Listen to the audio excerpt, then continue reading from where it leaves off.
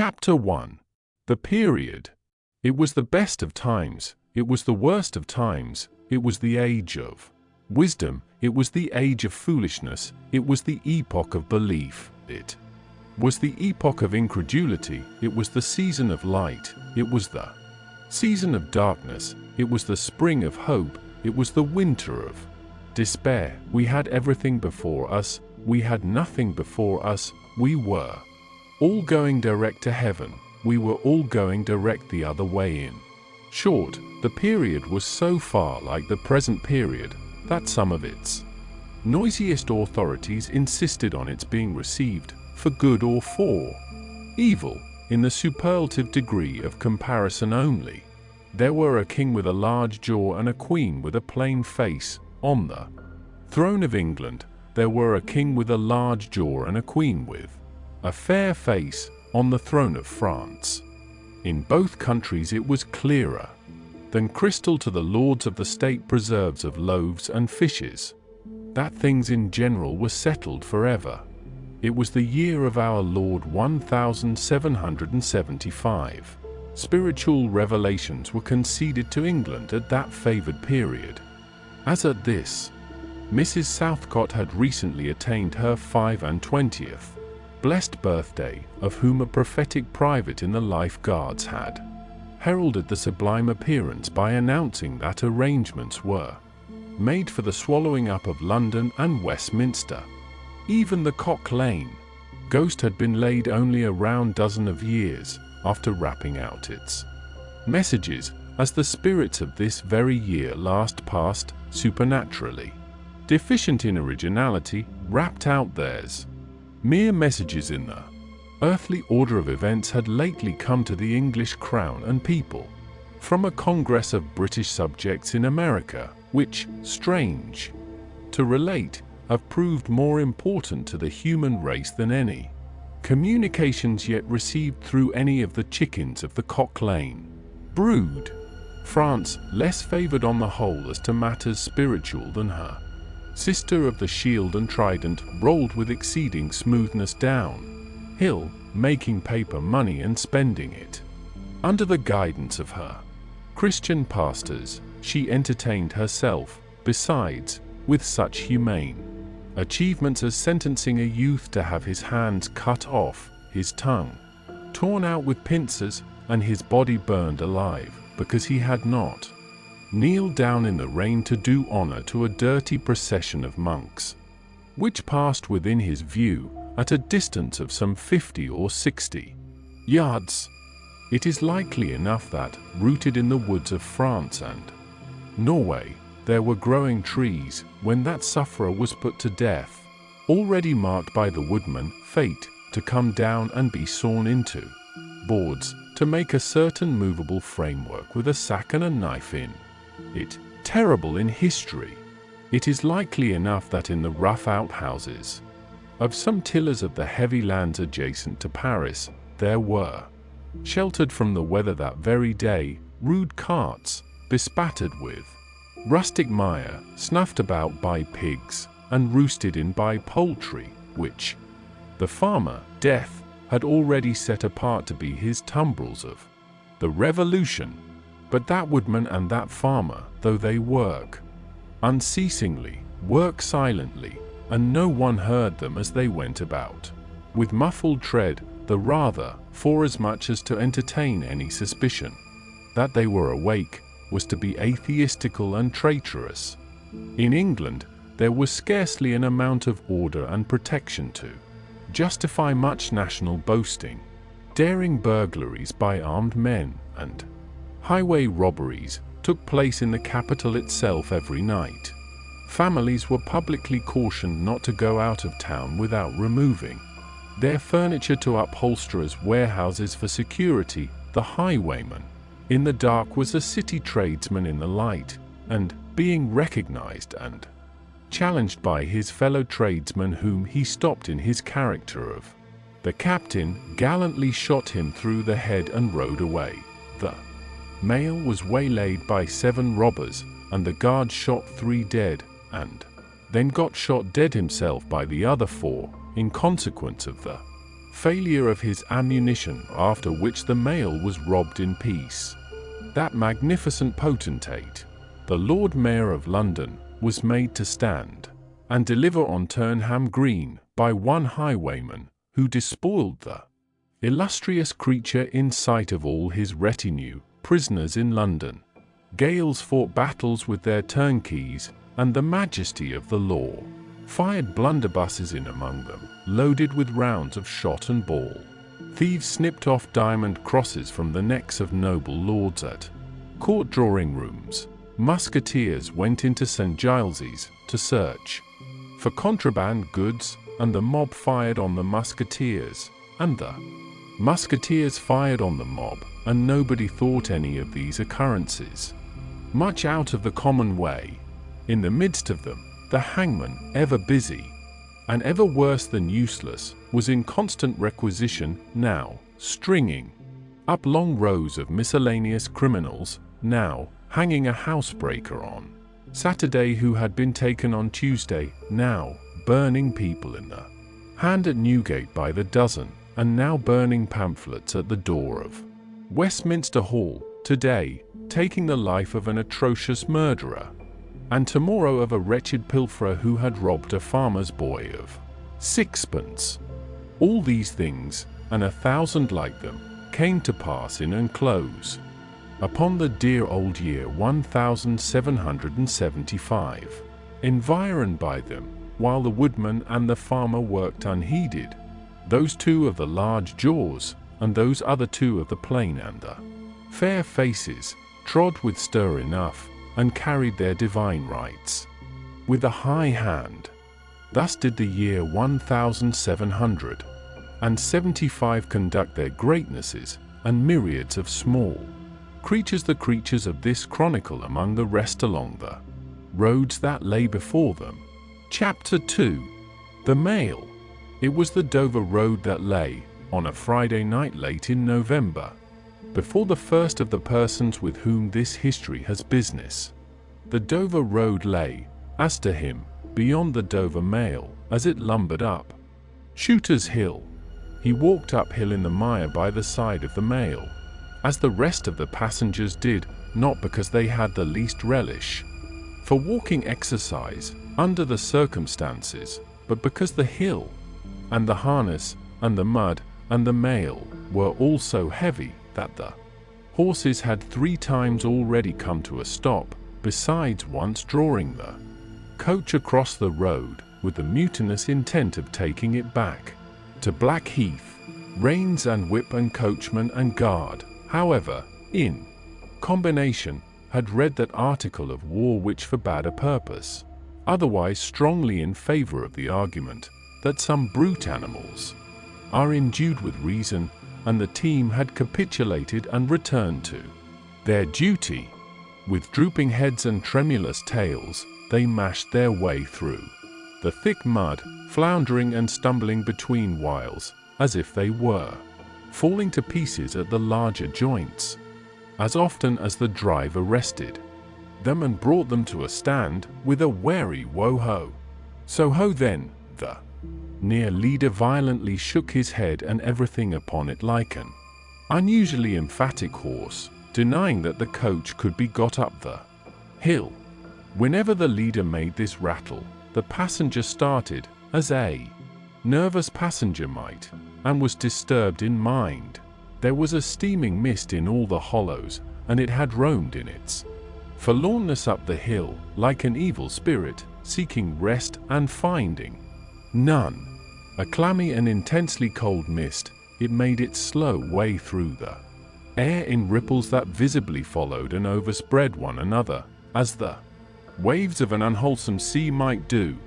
It was dense enough to shut out everything from the light of the coach lamps but these its own workings, and a few yards of road, and the reek of the labouring horses steamed into it, as if they had made it all. 2 other passengers, besides the one, were plodding up the hill by the side of the Mail. All 3 were wrapped to the cheekbones and over the ears, and wore jack-boots. Not one of the 3 could have said, from anything he saw, what either of the other two was like, and each was hidden under almost as many wrappers from the eyes of the mind as from the eyes of the body of his two companions. In those days, travelers were very shy of being confidential on a short notice, for anybody on the road might be a robber or in league with robbers. As to the latter, when every posting house and alehouse could produce somebody in the captain's pay, ranging from the landlord to the lowest stable nondescript, it was the likeliest thing upon the cards. So the guard of the Dover Mail thought to himself, that Friday night in November 1775, lumbering up Shooter's Hill, as he stood on his own particular perch behind the Mail, beating his feet, and keeping an eye and a hand on the arm chest before him, where a loaded blunderbuss lay at the top of 6 or 8 loaded horse pistols, deposited on a substratum of cutlass. The Dover Mail was in its usual genial position that the guard suspected the passengers suspected one another, and the guard, they all suspected everybody else, and the coachman was sure of nothing but the horses, as to which cattle he could with a clear conscience have taken his oath on the 2 testaments that they were not fit for the journey. "Woho," said the coachman. "So, then, one more pull and you're at the top, and be damned to you, for I have had trouble enough to get you to it, Joe."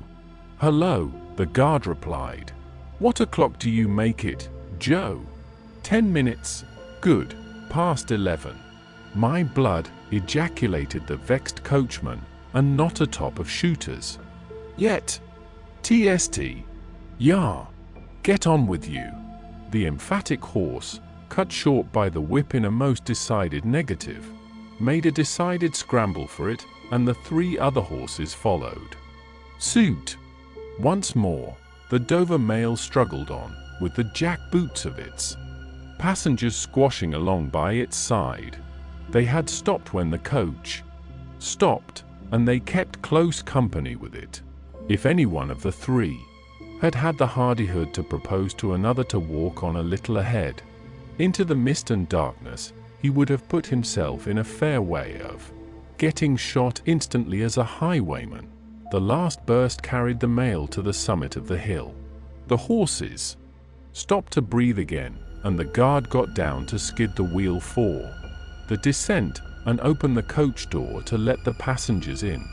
"TST, Joe," cried the coachman in a warning voice, looking down from his box. "What do you say, Tom?" They both listened. "I say a horse at a canter coming up, Joe." I say a horse at a gallop, Tom," returned the guard, leaving his hold of the door, and mounting nimbly to his place. "Gentlemen, in the king's name, all of you." With this hurried adjuration, he cocked his blunderbuss, and stood on the offensive. The passenger booked by this history was on the coach step, getting in. The 2 other passengers were close behind him, and about to follow. He remained on the step, half in the coach and half out of. They remained in the road below him. They all looked from the coachman to the guard, and from the guard to the coachman, and listened. The coachman looked back, and the guard looked back, and even the emphatic leader pricked up his ears and looked back, without contradicting. The stillness consequent on the cessation of the rumbling and laboring of the coach, added to the stillness of the night, made it very quiet. Indeed, the panting of the horses communicated a tremulous motion to the coach, as if it were in a state of agitation. The hearts of the passengers beat loud enough perhaps to be heard, but at any rate, the quiet pause was audibly expressive of people out of breath, and holding the breath, and having the pulses quickened by expectation. The sound of a horse at a gallop came fast and furiously up the hill. "So ho!" the guard sang out, as loud as he could roar. "Yo there! Stand! I shall fire!" The pace was suddenly checked, and, with much splashing and floundering, a man's voice called from the mist, "Is that the Dover mail?" "Never you mind what it is," the guard retorted. "What are you? Underscore is underscore that the Dover mail. Why do you want to know?" "I want a passenger, if it is." "What passenger?"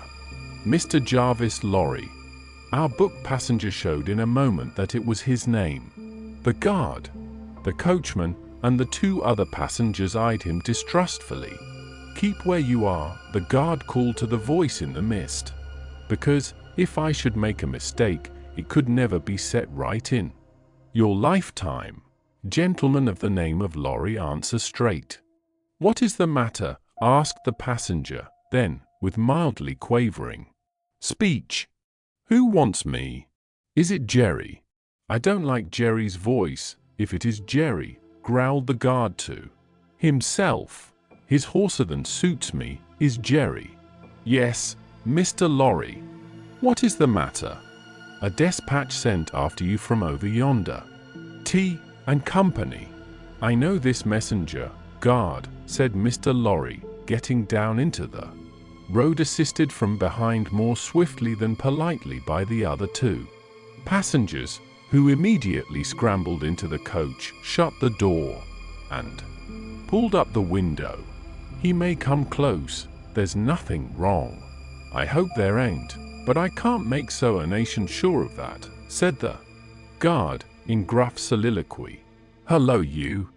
"Well, and hello, you," said Jerry, more hoarsely than before. "Come on at a foot pace. Do ye mind me? And if you've got holsters to that saddle o'er yon, don't let me see your hand go nigh for I'm a devil at a quick mistake, and when I make one it takes the form of lead. So, now let's look at you." The figures of a horse and rider came slowly through the eddying mist, and came to the side of the mail, where the passenger stood. The rider stooped, and, casting up his eyes at the guard, handed the passenger a small folded paper. The rider's horse was blown, and both horse and rider were covered with mud, from the hoofs of the horse to the hat of the man. "Guard," said the passenger, in a tone of quiet business confidence. The watchful guard, with his right hand at the stock of his raised blunderbuss, his left at the barrel, and his eye on the horseman, answered curtly, "Sir, there is nothing to apprehend. I belong to Tellson's Bank." "You must know Tellson's Bank in London." "I am going to Paris on business." "A crown to drink." "I may read this." "If so be as you're quick, sir." He opened it in the light of the coach lamp on that side, and read first to himself and then aloud, "Waited Dover for Mamselle. It's not long, you see, guard." "Jerry, say that my answer was recalled to life." Jerry started in his saddle. "That's a blazing strange answer, too," said he, at his hoarsest. "Take that message back, and they will know that I received this, as well as if I wrote. Make the best of your way. Good night." With those words the passenger opened the coach door and got in, not at all assisted by his fellow passengers, who had expeditiously secreted their watches and purses in their boots, and were now making a general pretense of being asleep, with no more definite purpose than to escape the hazard of originating any other kind of action. The coach lumbered on again, with heavier wreaths of mist closing round it as it began the descent. The guard soon replaced his blunderbuss in his arm-chest, and, having looked to the rest of its contents, and having looked to the supplementary pistols that he wore in his belt, looked to a smaller chest beneath his seat, in which there were a few smith's tools, a couple of torches, and a tinder-box. For he was furnished with that completeness that if the coach lamps had been blown and stormed out, which did occasionally happen, he had only to shut himself up inside, keep the flint and steel sparks well off the straw, and get a light with tolerable safety and ease if he were lucky in 5 minutes. Tom, softly over the coach roof. Hello, Joe. Did you hear the message? I did, Joe. What did you make of it? Tom. Nothing at all, Joe. That's a coincidence, too, the guard mused, for I made the same of it. Myself. Jerry, left alone in the mist and darkness, dismounted meanwhile, not only to ease his spent horse, but to wipe the mud from his face, and shake the wet out of his hat brim, which might be capable of holding about half a gallon, after standing with the bridle over his heavily splashed arm, until the wheels of the mail were no longer within hearing and the night was quite still again, he turned to walk down the hill. After that there galloped from Temple Bar, "Old lady, I won't trust your forelegs till I get you on the level," said this horse messenger, glancing at his mare. Recall to life. That's a blazing strange message. Much of that wouldn't do for you, Jerry. I say, Jerry, you'd be in a blazing bad way if recalling to life was to come into fashion. Jerry. Chapter 3. The Night Shadows. A wonderful fact to reflect upon, that every human creature is constituted to be that profound secret and mystery to every other. A solemn consideration, when I enter a great city by night, that every one of those darkly clustered houses encloses its own secret, that every room in every one of them encloses its own secret, that every beating heart in the hundreds of thousands of breasts there is, in some of its imaginings, a secret to the heart nearest it.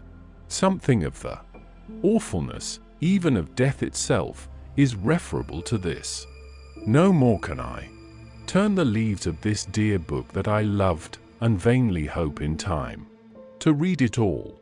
No more can I look into the depths of this unfathomable water, wherein, as momentary lights glanced into it, I have had glimpses of buried treasure and other things submerged.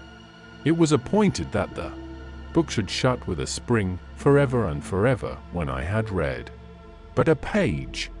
It was appointed that the water should be locked in an eternal frost, when the light was playing on its surface, and I stood in ignorance on the shore. My friend is dead, my neighbor is dead. My love, the darling of my soul, is dead. It is the inexorable consolidation and perpetuation of the secret that was always in that individuality, and which I shall carry in mind to my life's end. In any of the burial places of this city through which I pass, is there a sleeper more inscrutable than its busy inhabitants are, in their innermost personality, to me, or than I am to them? As to this, his natural and not to be alienated inheritance, the messenger on horseback had exactly the same possessions as the king, the first minister of state, or the richest merchant in London. So with the 3 passengers shut up in the narrow compass of one lumbering old mail coach, they were mysteries to one another, as complete as if each had been in his own coach and 6, or his own coach and 60, with the breadth of a county between him and the next.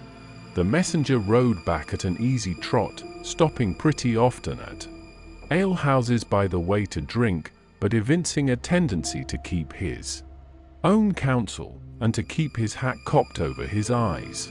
He had eyes that assorted very well with that decoration, being of a surface black, with no depth in the color or form, and much too near together as if they were afraid of being found out in something, singly, if they kept too far apart.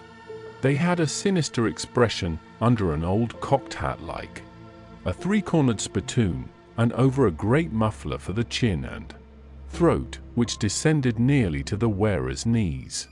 When he stopped for drink, he moved this muffler with his left hand, only while he poured his liquor in with his right. As soon as that was done, he muffled again.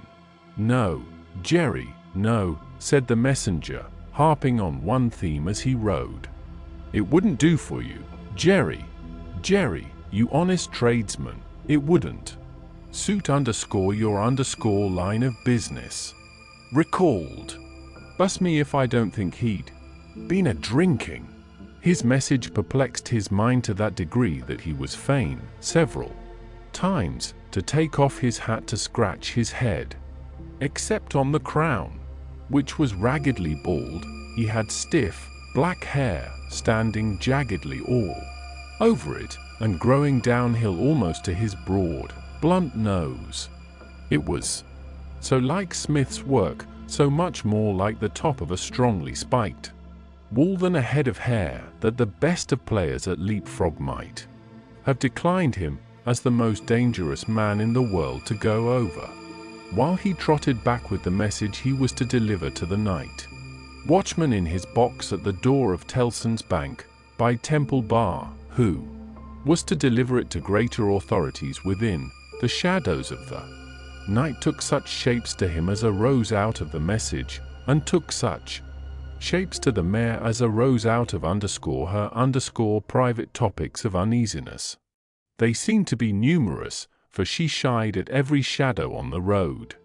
What time the mail coach lumbered, jolted, rattled, and bumped upon its tedious way, with its three fellow inscrutables inside, to whom, likewise, the shadows of the night revealed themselves in the forms their dozing eyes and wandering thoughts suggested. Tellson's Bank had a run upon it in the mail.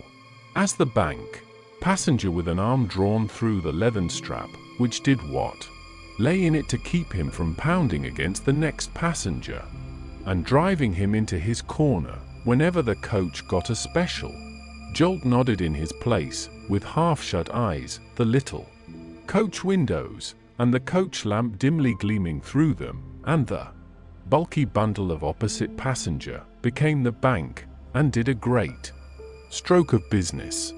The rattle of the harness was the chink of money, and more drafts were honoured in 5 minutes than even Tellson's, with all its foreign and home connection, ever paid in thrice the time. Then, the strong rooms underground, at Tellson's, with such of their valuable stores and secrets as were known to the passenger, and it was not a little that he knew about them, opened before him, and he went in among them with the great keys and the feebler burning candle, and found them safe, and strong, and sound, and still, just as he had last seen them.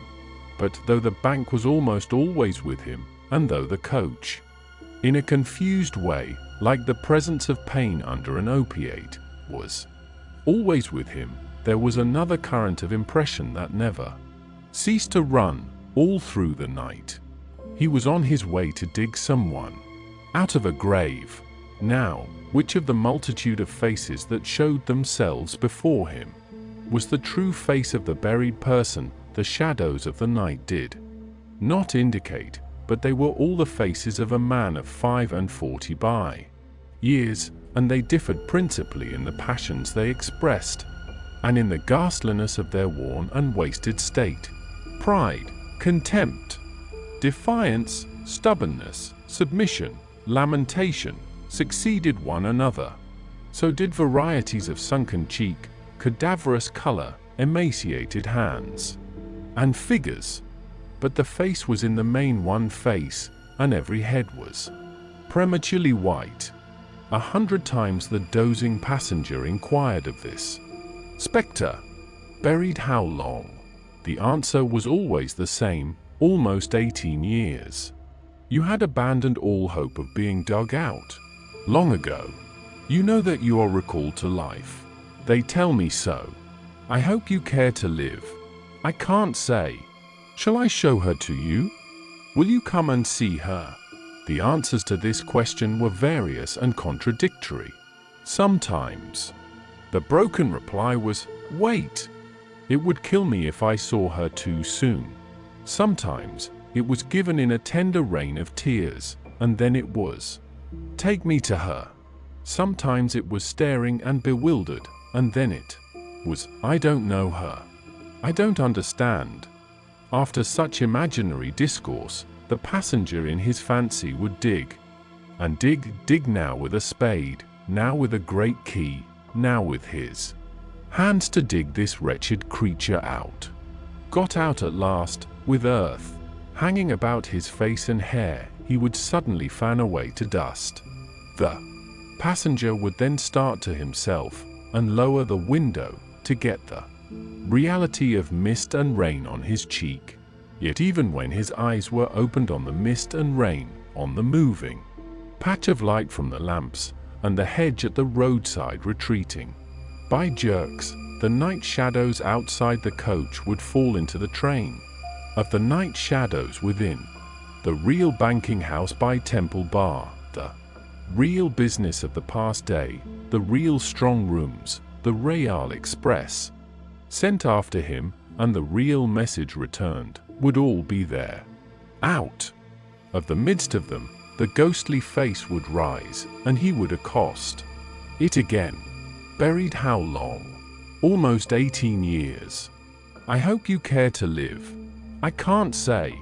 Dig until an impatient movement from one of the two passengers would admonish him to pull up the window, draw his arm securely through the leathern strap, and speculate upon the two slumbering forms until his mind lost its hold of them, and they again slid away into the bank and the grave. Buried how long? Almost 18 years. You had abandoned all hope of being dug out long ago. The words were still in his hearing as just spoken distinctly in his hearing as ever spoken words had been in his life when the weary passenger started to the consciousness of daylight, and found that the shadows of the night were gone. He lowered the window and looked out at the rising sun. There was a ridge of ploughed land, with a plough upon it where it had been left last night when the horses were unyoked. Beyond, a quiet coppice wood, in which many leaves of burning red and golden yellow still remained upon the trees. Though the earth was cold and wet, the sky was clear, and the sun rose bright, placid, and beautiful. 18 years, said the passenger, looking at the sun. Gracious Creator of day, to be buried alive for 18 years. Chapter 4. The Preparation. When the mail got successfully to Dover, in the course of the forenoon, the head drawer at the Royal George Hotel opened the coach door as his custom was. He did it with some flourish of ceremony, for a mail journey from London in winter was an achievement to congratulate an adventurous traveller upon. By that time, there was only one adventurous traveller left be congratulated, for the two others had been set down at their respective roadside destinations. The mildewy inside of the coach, with its damp and dirty straw, its disagreeable smell, and its obscurity, was rather like a larger dog kennel. Mr. Lorry, the passenger, shaking himself out of it in chains of straw, a tangle of shaggy wrapper, flapping hat, and muddy legs, was rather like a larger sort of dog. There will be a packet to Calais tomorrow, drawer. Yes, sir, if the weather holds and the wind sets tolerable fair. The tide will serve pretty nicely at about 2 in the afternoon, sir. Bed. So, I shall not go to bed till night, but I want a bedroom and a barber. And then breakfast, sir? Yes, sir. That way, sir, if you please. Show Concord. Gentleman's valise and hot water to Concord. Pull off. Gentleman's boots in Concord. You will find a fine sea coal fire, sir. Fetch barber to Concord. Stir about there, now, for Concord. The Concord bedchamber being always assigned to a passenger by the mail, and passengers by the mail being always heavily wrapped up from head to foot, the room had the odd interest for the establishment of the Royal George, that although but one kind of man was seen to go into it, all kinds and varieties of men came out of it. Consequently, another drawer, and 2 porters, and several maids and the landlady, were all loitering by accident at various points of the road between the Concord and the coffee room, when a gentleman of 60, formally dressed in a brown suit of clothes, pretty well worn, but very well kept, with large, square cuffs and large flaps to the pockets, passed along on his way to his breakfast. The coffee room had no other occupant, that forenoon, than the gentleman in brown. His breakfast table was drawn before the fire, and as he sat, with its light shining on him, waiting for the meal, he sat so still that he might have been sitting for his portrait. Very orderly and methodical he looked, with a hand on each knee, and a loud watch ticking a sonorous sermon under his flapped waistcoat, as though it pitted its gravity and longevity against the levity and evanescence of the brisk fire. He had a good leg, and was a little vain of it, for his brown stockings fitted sleek and close, and were of a fine texture. His shoes and buckles, too, though plain, were trim. He wore an odd little sleek crisp flaxen wig, setting very close to his head, which wig, it is to be presumed, was made of hair, but which looked far more as though it were spun from filaments of silk or glass. His linen, though not of a fineness in accordance with his stockings, was as white as the tops of the waves that broke upon the neighboring beach, or the specks of sail that glinted in the sunlight far at sea.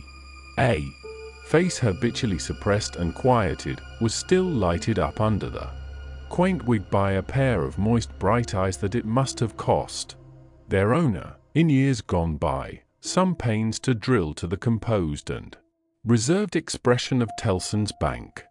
He had a healthy color in his cheeks, and his face, though lined, bore few traces of anxiety. But perhaps the confidential bachelor clerks in Tellson's Bank were principally occupied with the cares of other people, and perhaps second-hand cares, like second-hand clothes, come easily off and on. Completing his resemblance to a man who was sitting for his portrait, Mr. Lorry dropped off to sleep. The arrival of his breakfast roused him, and he said to the drawer, as he moved his chair to it, "I wish accommodation prepared for a young lady who may come here at any time today. She may ask for Mr. Jarvis Lorry, or she may only ask for a gentleman from Tellson's Bank. Please to let me know." "Yes, sir." "Tellson's Bank in London, sir." "Yes. Yes, sir. We have oftentimes the honor to entertain your gentlemen in. They're travelling backwards and forwards betwixt London and Paris, sir." "A vast deal of travelling, sir, in Tellson and Company's house." "Yes. We are quite a French house, as well as an English one." "Yes, sir. Not much in the habit of such travelling yourself, I think." "So. Not of late years. It is 15 years since I came last. From France." "Indeed, sir? That was before my time here, sir. Before our people's time here, sir. The George was in other hands at that time, sir." "I believe so. But I would hold a pretty wager, sir, that a house like Tellson and Company was flourishing, a matter of 50, not to speak of 15 years ago. You might treble that, and say 150, yet not be far from the truth." "Indeed, sir." Rounding his mouth and both his eyes, as he stepped backward from the table, the waiter shifted his napkin from his right arm to his left, dropped into a comfortable attitude, and stood surveying the guest while he ate and drank, as from an observatory or watchtower. According to the immemorial usage of waiters in all ages, when Mr. Lorry had finished his breakfast, he went out for a stroll on the beach. The little narrow, crooked town of Dover hid itself away from the beach, and ran its head into the chalk cliffs like a marine ostrich. The beach was a desert of heaps of sea and stones tumbling wildly about, and the sea did what it liked, and what it liked was destruction. It thundered at the town, and thundered at the cliffs, and brought the coast down madly. The air among the houses was of so strong a piscatory flavor that one might have supposed sick fish went up to be dipped in it, as sick people went down to be dipped in the sea. A little fishing was done in the port, and a quantity of strolling about by night, and looking seaward, particularly at those times when the tide made and was near flood. Small tradesmen, who did no business whatever, sometimes unaccountably realized large fortunes, and it was remarkable that nobody in the neighborhood could endure a lamplighter. As the day declined into the afternoon, and the air, which had been at intervals clear enough to allow the French coast to be seen, became again charged with mist and vapor, Mr. Lorry's thoughts seemed to cloud too. When it was dark, and he sat before the coffee-room fire, awaiting his dinner as he had awaited his breakfast, his mind was busily digging in the live red coals. A bottle of good claret after dinner does a digger in the red coals no harm, otherwise than as it has a tendency to throw him out of work. Mr. Lorry had been idle a long time, and had just poured out his last glassful of wine with as complete an appearance of satisfaction as is ever to be found in an elderly gentleman of a fresh complexion who has got to the end of a bottle, when a rattling of wheels came up the narrow street, and rumbled into the inn-yard. He set down his glass untouched. "This is Mamselle," said he. In a very few minutes the waiter came in to announce that Miss Manette had arrived from London, and would be happy to see the gentleman from Tellson's. So soon? Miss Manette had taken some refreshment on the road, and required none then, and was extremely anxious to see the gentleman from Tellson's immediately, if it suited his pleasure and convenience. The gentleman from Tellson's had nothing left for it but to empty his glass with an air of stolid desperation, settle his odd little flaxen wig at the ears, and follow the waiter to Miss Manette's apartment. It was a large, dark room, furnished in a funereal manner with black horsehair, and loaded with heavy dark tables. These had been oiled until the two tall candles on the table in the middle of the room were gloomily reflected on every leaf, as if they were buried in deep graves of black mahogany, and no light to speak of could be expected from them until they were dug out.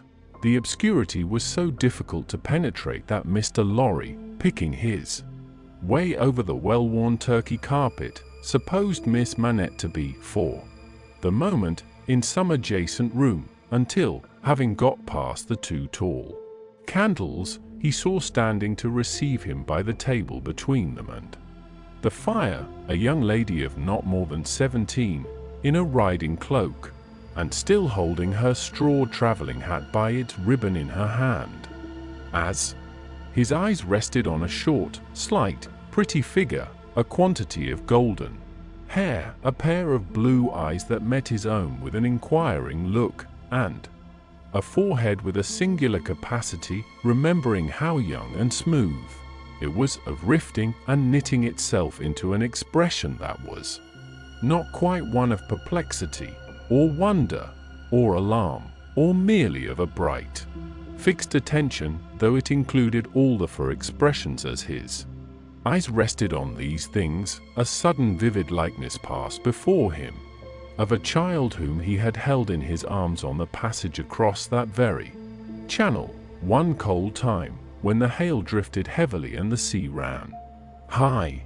The likeness passed away, like a breath, along the surface of the gaunt pier-glass behind her, on the frame of which a hospital procession of Negro cupids, several headless and all cripples, were offering black baskets of Dead Sea fruit to black divinities of the feminine gender, and he made his formal bow to Miss Manette. "Pray take a seat, sir," in a very clear and pleasant young voice, a little foreign in its accent, but a very little indeed. "I kiss your hand, miss," said Mr. Lorry, with the manners of an earlier date, as he made his formal bow again, and took his seat. "I received a letter from the bank, sir, yesterday, informing me that some intelligence or discovery, the word is not material, miss, either word will do, respecting the small property of my poor father, whom I never saw so long dead." Mr. Lorry moved in his chair, and cast a troubled look towards the hospital procession of Negro Cupids, as if they had any help for anybody in their absurd baskets, rendered it necessary that I should go to Paris, there to communicate with a gentleman of the bank, so good as to be dispatched to Paris for the purpose. Myself, as I was prepared to hear, sir.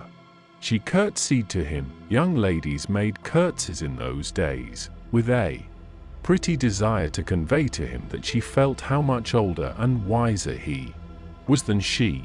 He made her another bow. I replied to the bank, sir, that as it was considered necessary by those who know, and who are so kind as to advise me, that I should go to France, and that as I am an orphan and have no friend who could go with me, I should esteem it highly if I might be permitted to place myself during the journey under that worthy gentleman's protection. The gentleman had left London, but I think a messenger was sent after him to beg the favor of his waiting for me here. I was happy, said Mr. Lorry, to be entrusted with the charge. I shall be more happy to execute it. Sir, I thank you indeed. I thank you very gratefully. It was told me by the bank that the gentleman would explain to me the details of the business, and that I must prepare myself to find them of a surprising nature. I have done my best to prepare myself, and I naturally have a strong and eager interest to know what they are. Naturally, said Mr. Lorry. Yes, After a pause, he added, again settling the crisp flaxen wig at the ears, it is very difficult to begin. He did not begin, but, in his indecision, met her glance. The young forehead lifted itself into that singular expression, but it was pretty and characteristic, besides being singular, and she raised her hand, as if with an involuntary action she caught at, or stayed some passing shadow. Are you quite a stranger to me, sir? Am I not?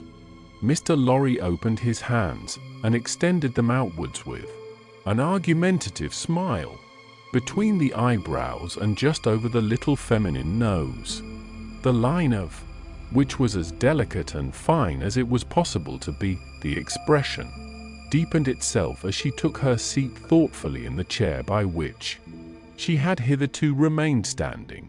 He watched her as she mused, and the moment she raised her eyes again, went on. In your adopted country, I presume, I cannot do better than address you as a young English lady, Miss Manette. If you please, sir. Miss Manette, I am a man of business. I have a business charge to acquit myself of. In your reception of it, don't heed me any more than if I was a speaking machine. Truly, I am not much else. I will, with your leave, relate to you, miss, the story of one of our customers.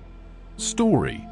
He seemed wilfully to mistake the word she had repeated, when he added, in a hurry, yes, customers, in the banking business we usually call our connection our customers.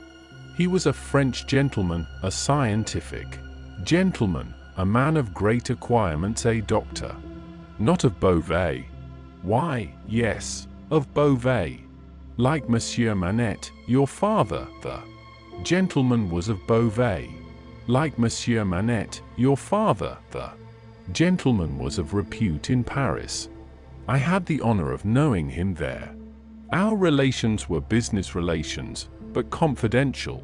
I was at that time in our French house, and had been 20 years. At that time I may ask, at what time, sir? I speak, miss, of 20 years ago. He married an English lady and I was one of the trustees. His affairs, like the affairs of many other French gentlemen and French families, were entirely in Tellson's hands.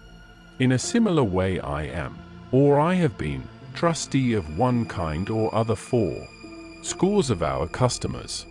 These are mere business relations, miss.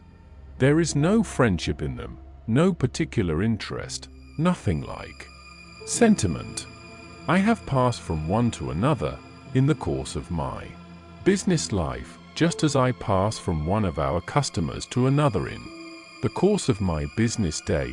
In short, I have no feelings, I am a mere machine. To go on.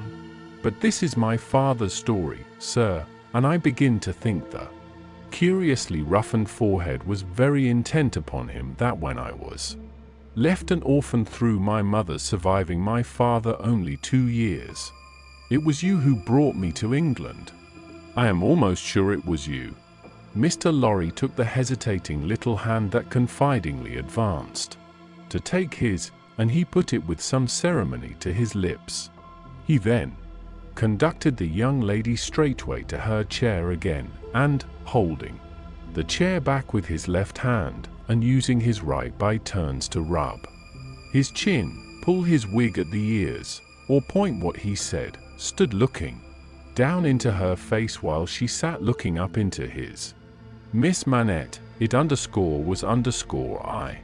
And you will see how truly I spoke of myself just now, in saying I had no feelings, and that all the relations I hold with my fellow creatures are mere business relations, when you reflect that I have never seen you since.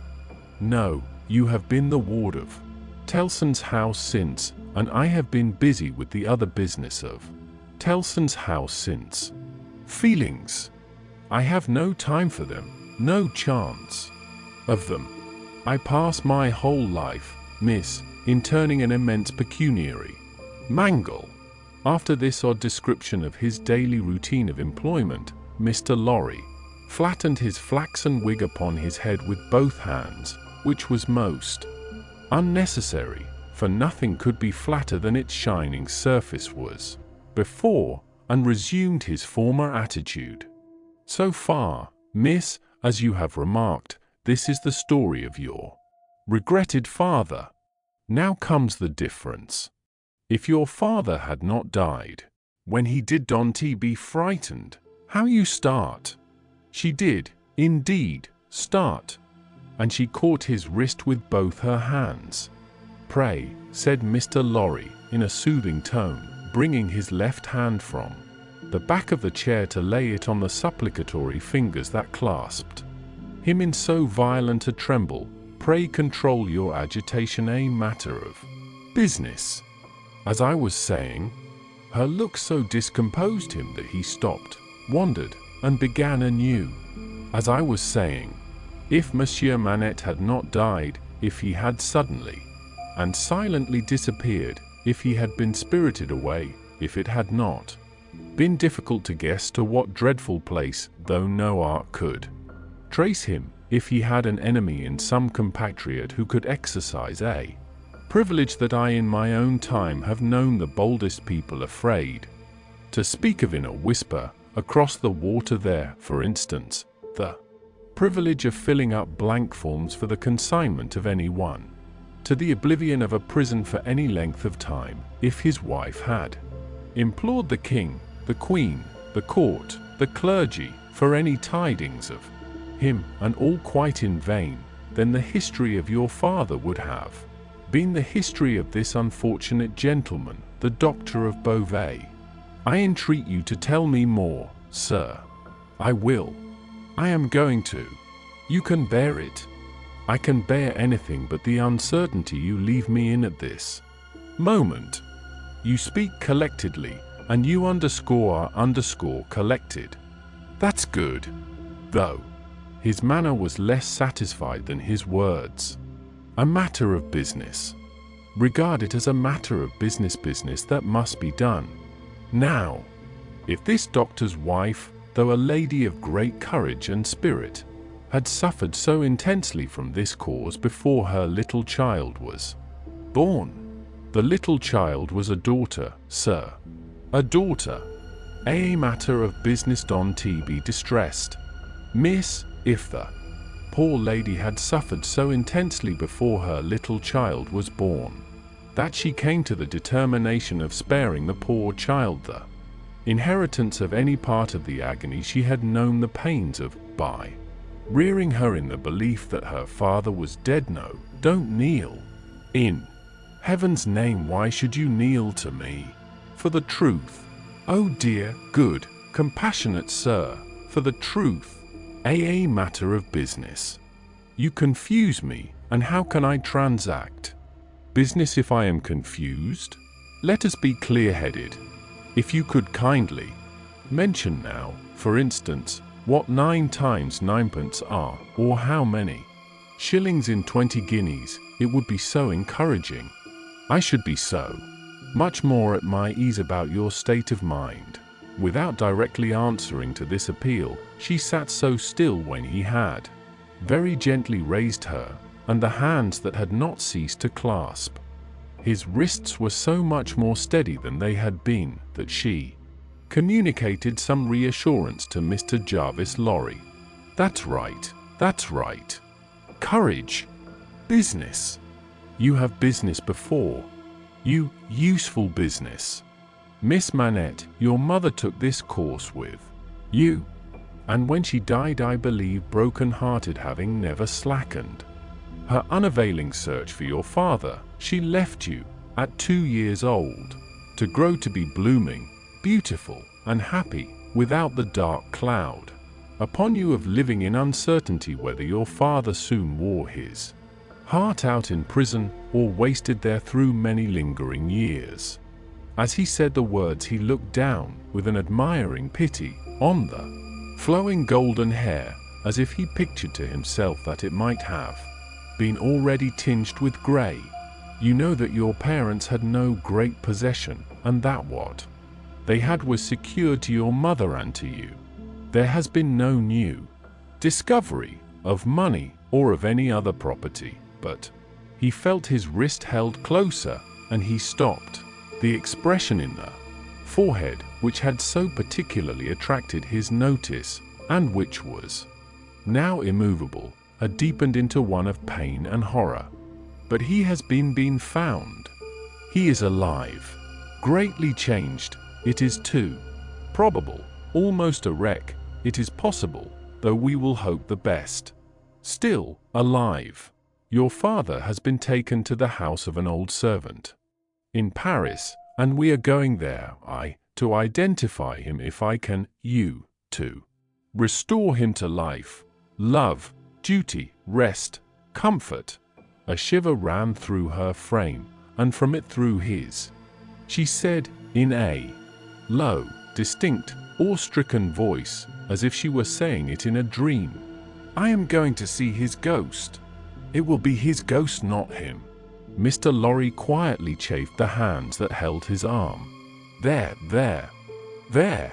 See now, the best and the worst are known to you.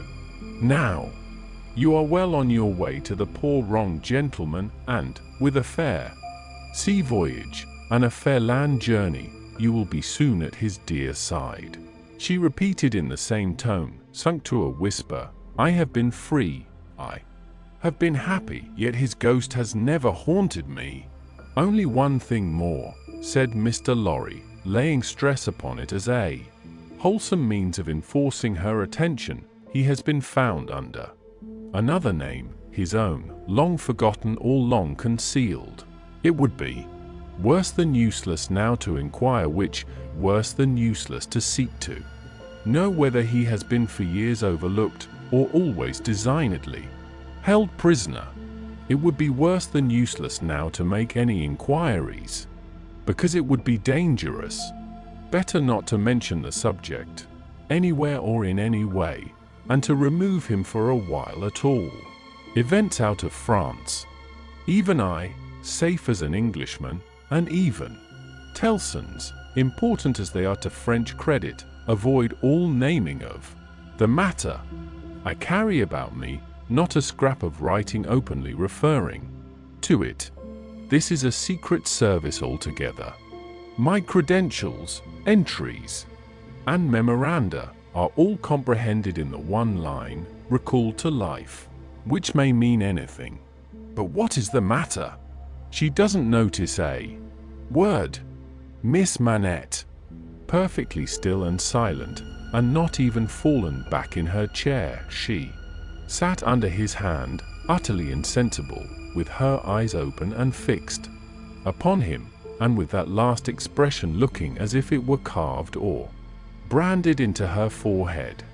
So close was her hold upon his arm, that he feared to detach himself lest he should hurt her, therefore he called out loudly for assistance without moving. A wild-looking woman, whom even in his agitation, Mr. Lorry observed to be all of a red color, and to have red hair, and to be dressed in some extraordinary tight-fitting fashion, and to have on her head a most wonderful bonnet like a grenadier wooden measure, and good measure too, or a great Stilton cheese, came running into the room in advance of the servants, and soon settled the question of his detachment from the poor young lady, by laying a brawny hand upon his chest, and sending him flying back against the nearest wall. I really think this must be a man, was Mr. Lorry's breathless reflection, simultaneously with his coming against the wall. Why, look at you all, bawled this figure, addressing the inn-servants. Why don't you go and fetch things, instead of standing there staring at me? I am not so much to look at, am I? Why don't you go and fetch things? I'll let you know, if you don't bring smelling salts, cold water, and vinegar. Quick, I will. There was an immediate dispersal for these restoratives, and she softly laid the patient on a sofa, and tended her with great skill and gentleness, calling her my precious and my bird, and spreading her golden hair aside over her shoulders with great pride and care. And you in brown, she said, indignantly turning to Mr. Lorry. Couldn't you tell her what you had to tell her, without frightening her to death? Look at her, with her pretty pale face and her cold hands. Do you call that being a banker? Mr. Lorry was so exceedingly disconcerted by a question so hard to answer, that he could only look on, at a distance, with much feebler sympathy and humility, while the strong woman, having banished the inn servants under the mysterious penalty of letting them know something, not mentioned if they stayed there, staring, recovered her charge by a regular series of gradations, and coaxed her to lay her drooping head upon her shoulder. I hope she will do well now, said Mr. Lorry. No thanks to you in brown, if she does. My darling pretty. I hope, said Mr. Lorry, after another pause of feeble sympathy and humility, that you accompany Miss Manette to France. A likely thing, too, replied the strong woman. If it was ever intended that I should go across salt water, do you suppose Providence would have cast my lot in an island? This being another question hard to answer, Mr. Jarvis Lorry withdrew to consider it. Chapter 5. The Wine Shop. A large cask of wine had been dropped and broken in the street. The accident had happened in getting it out of a cart. The cask had tumbled out with a run, the hoops had burst, and it lay on the stones just outside the door of the wine shop, shattered like a walnut shell. All the people within reach had suspended their business, or their idleness, to run to the spot and drink the wine. The rough, irregular stones of the street, pointing every way, and designed, one might have thought, expressly to lame all living creatures that approached them, had dammed it into little pools. These were surrounded, each by its own jostling group or crowd, according to its size. Some men kneeled down, made scoops of their 2 hands joined, and sipped, or tried to help. Women, who bent over their shoulders to sip, before the wine had all run out between their fingers. Others, men and women, dipped in the puddles with little mugs of mutilated earthenware, or even with handkerchiefs from women's heads, which were squeezed dry into infants' mouths. Others made small mud embankments to stem the wine as it ran. Others, directed by lookers-on up at high windows, darted here and there to cut off little streams of wine that started away in new directions. Others devoted themselves to the sodden and lead-eyed pieces of the cask, licking and even champing the moister wine-rotted fragments with eager relish. There was no drainage to carry off the wine, and not only did it all get taken up, but so much mud got taken up along with it, that there might have been a scavenger in the street. If anybody acquainted with it could have believed in such a miraculous presence. A shrill sound of laughter and of amused voices of men, women, and children resounded in the street while this wine game lasted. There was little roughness in the sport, and much playfulness. There was a special companionship in it, an observable inclination on the part of every one to join some other one, which led, especially among the luckier or lighter-hearted, to frolicsome embraces, drinking of healths, shaking of hands, and even joining of hands and dancing, a dozen together, when the wine was gone, and the places where it had been most abundant were raked into a gridiron pattern by fingers. These demonstrations ceased as suddenly as they had broken out. The man who had left his saw sticking in the firewood he was cutting set it in motion again. The women who had left on a doorstep the little pot of hot ashes, at which she had been trying to soften the pain in her own starved fingers and toes, or in those of her child, returned to it. Men with bare arms, matted locks, and cadaverous faces, who had emerged into the winter light from cellars, moved away to descend again, and a gloom gathered on the scene that appeared more natural to it than sunshine. The wine was red wine, and had stained the ground of the narrow street in the suburb of Saint Antoine, in Paris, where it was spilled. It had stained many hands, too, and many faces, and many naked feet, and many wooden shoes. The hands of the man who sawed the wood left red marks on the billets, and the forehead of the woman who nursed her baby was stained with the stain of the old rag she wound about her head again. Those who had been greedy with the staves of the cask had acquired a tigerish smear about the mouth, and one tall joker so besmirched his head more out of a long squalid bag of a nightcap than in it, scrawled upon a wall with his finger dipped in muddy wine Lee's blood. The time was to come when that wine too would be spilled on the street stones, and when the stain of it would be read upon many there.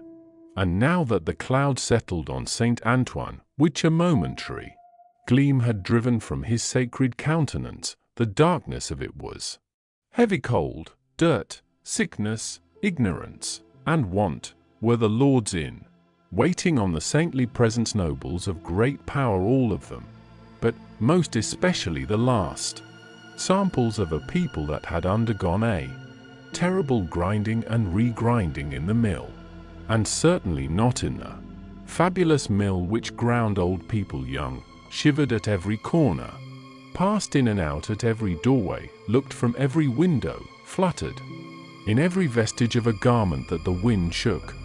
The mill which had worked them down was the mill that grinds young people old, the Children had ancient faces and grave voices, and upon them, and upon the grown faces, and ploughed into every furrow of age and coming up afresh, was the sigh, hunger. It was prevalent everywhere. Hunger was pushed out of the tall houses in the wretched clothing that hung upon poles and lines. Hunger was patched into them with straw and rag and wood and paper. Hunger was repeated in every fragment of the small modicum of firewood that the man sawed off. Hunger stared down from the smokeless chimneys and started up from the filthy street that had no offal among its refuse of anything to eat. Hunger was the inscription on the baker's shelves, written in every small loaf of his scanty stock of bad bread, at the sausage shop, in every dead dog preparation that was offered for sale. Hunger rattled its dry bones among the roasting chestnuts in the turned cylinder. Hunger was shred into atomics in every farthing porringer of husky chips of potato, fried with some reluctant drops of oil. Its abiding place was in all things fitted to it, a narrow winding street, full of offence and stench, with other narrow winding streets, diverging, all peopled by rags and nightcaps, and all smelling of rags and nightcaps, and all visible things with a brooding look upon them that looked ill. In the hunted air of the people there was yet some wild beast thought of the possibility of turning at bay.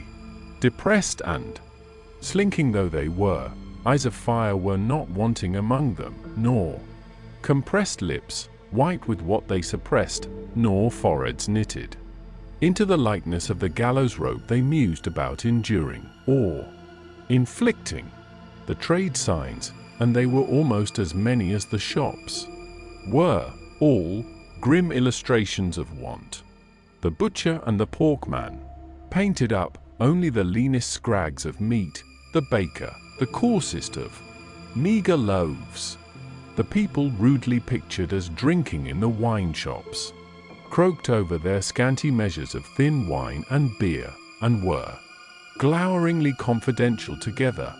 Nothing was represented in a flourishing condition, save tools and weapons, but the cutler's knives and axes were sharp and bright, the smith's hammers were heavy, and the gunmaker's stock was murderous.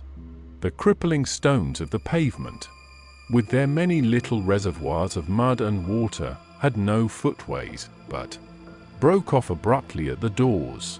The kennel, to make amends, ran down the middle of the street when it ran at all, which was only after heavy rains, and then it ran, by many eccentric fits, into the houses.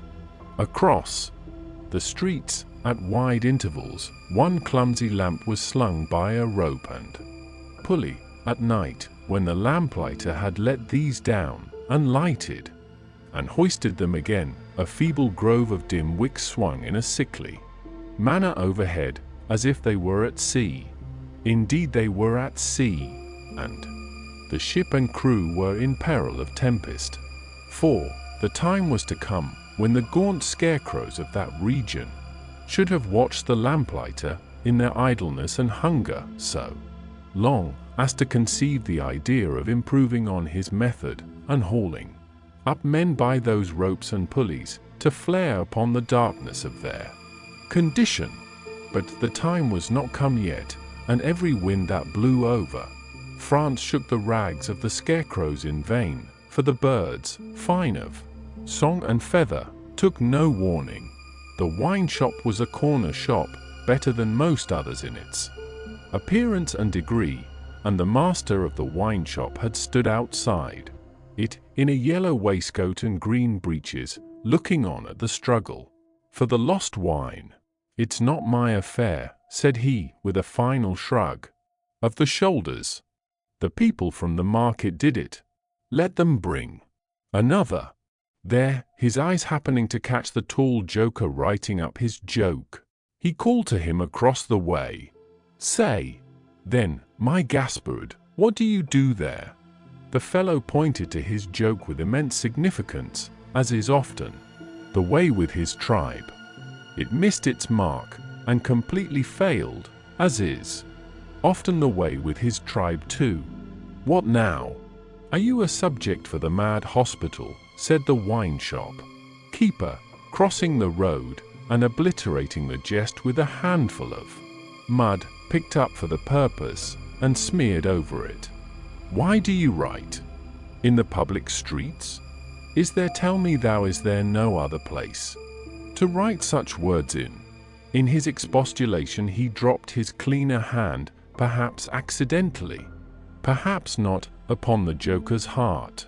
The joker rapped it with his own, took a nimble spring upward, and came down in a fantastic dancing attitude, with one of his stained shoes jerked off his foot into his hand and held out.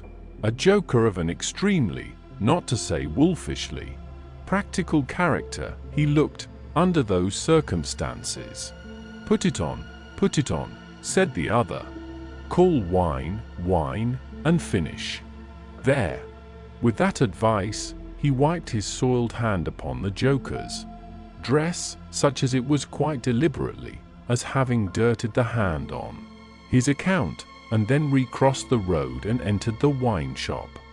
This wine shop keeper was a bull-necked, martial-looking man of 30, and he should have been of a hot temperament, for, although it was a bitter day, he wore no coat, but carried one slung over his shoulder. His shirt sleeves were rolled up, too, and his brown arms were bare to the elbows. Neither did he wear anything more on his head than his own crisply curling short dark hair. He was a dark man altogether, with good eyes and a good bold breadth between them, good-humoured looking on the whole, but implacable looking, too, evidently a man of a strong resolution and a set purpose, a man not desirable to be met, rushing down a narrow pass with a gulf on either side, for nothing would turn the man. Madame Defarge, his wife, sat in the shop behind the counter as he came in. Madame Defarge was a stout woman of about his own age, with a watchful eye that seldom seemed to look at anything, a large hand, heavily ringed, a steady face, strong features, and great composure of manner. There was a character about Madame Defarge from which one might have predicated that she did not often make mistakes against herself in any of the reckonings over which she presided. Madame Defarge, being sensitive to cold, was wrapped in fur, and had a quantity of bright shawl twined about her head, though not to the concealment of her large earrings. Her knitting was before her, but she had laid it down to pick her teeth with a toothpick.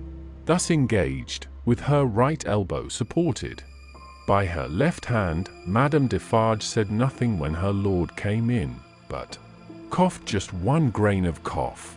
This, in combination with the lifting of her darkly defined eyebrows over her toothpick by the breadth of a line, suggested to her husband that he would do well to look round the shop among the customers for any new customer who had dropped in while he stepped over the way.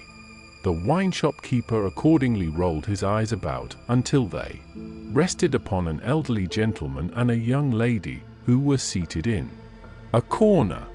Other company were there, 2 playing cards, 2 playing dominoes, 3 standing by the counter lengthening out a short supply of wine.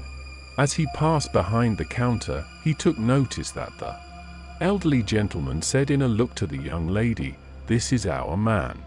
"What the devil do you do in that galley there?" said Monsieur Defarge to himself. "I don't know you."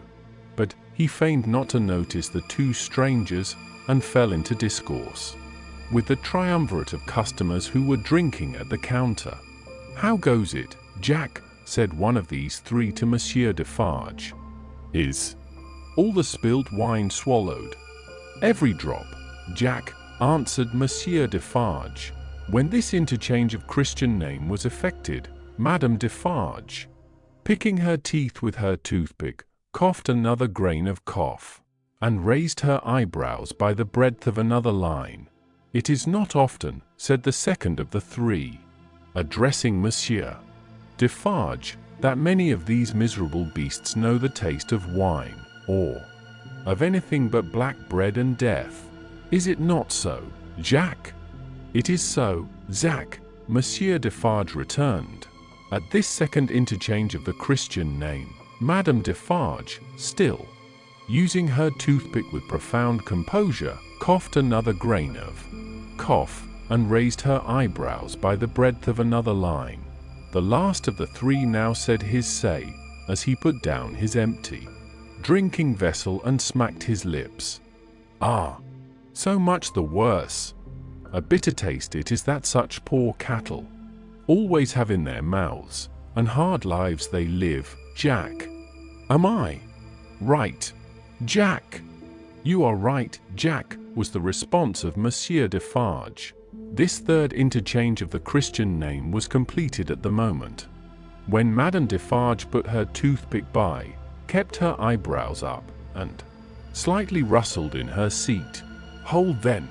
"True," muttered her husband. "Gentlemen, my wife." The three customers pulled off their hats to Madame Defarge with three flourishes. She acknowledged their homage by bending her head and giving them a quick look. Then she glanced in a casual manner round the wine shop, took up her knitting with great apparent calmness and repose of spirit, and became absorbed in it. "Gentlemen," said her husband, who had kept his bright eye observantly upon her, "good day. The chamber, furnished bachelor fashion, that you wished to see, and were inquiring for when I stepped out, is on the 5th floor. The doorway of the staircase gives on the little courtyard. Close to the left here," pointing with his hand, "near to the window of my establishment. But, now that I remember, one of you has already been there, and can show the way. Gentlemen, adieu." They paid for their wine, and left the place. The eyes of Monsieur Defarge were studying his wife at her knitting when the elderly gentleman advanced from his corner, and begged the favour of a word. "Willingly, sir," said Monsieur Defarge, and quietly stepped with him to the door. Their conference was very short, but very decided. Almost at the first word, Monsieur Defarge started and became deeply attentive. It had not lasted a minute when he nodded and went out. The gentleman then beckoned to the young lady, and they, too, went out. Madame Defarge knitted with nimble fingers and steady eyebrows, and saw nothing. Mr. Jarvis Lorry and Miss Manette, emerging from the wine shop thus, joined Monsieur Defarge in the doorway to which he had directed his own company just before.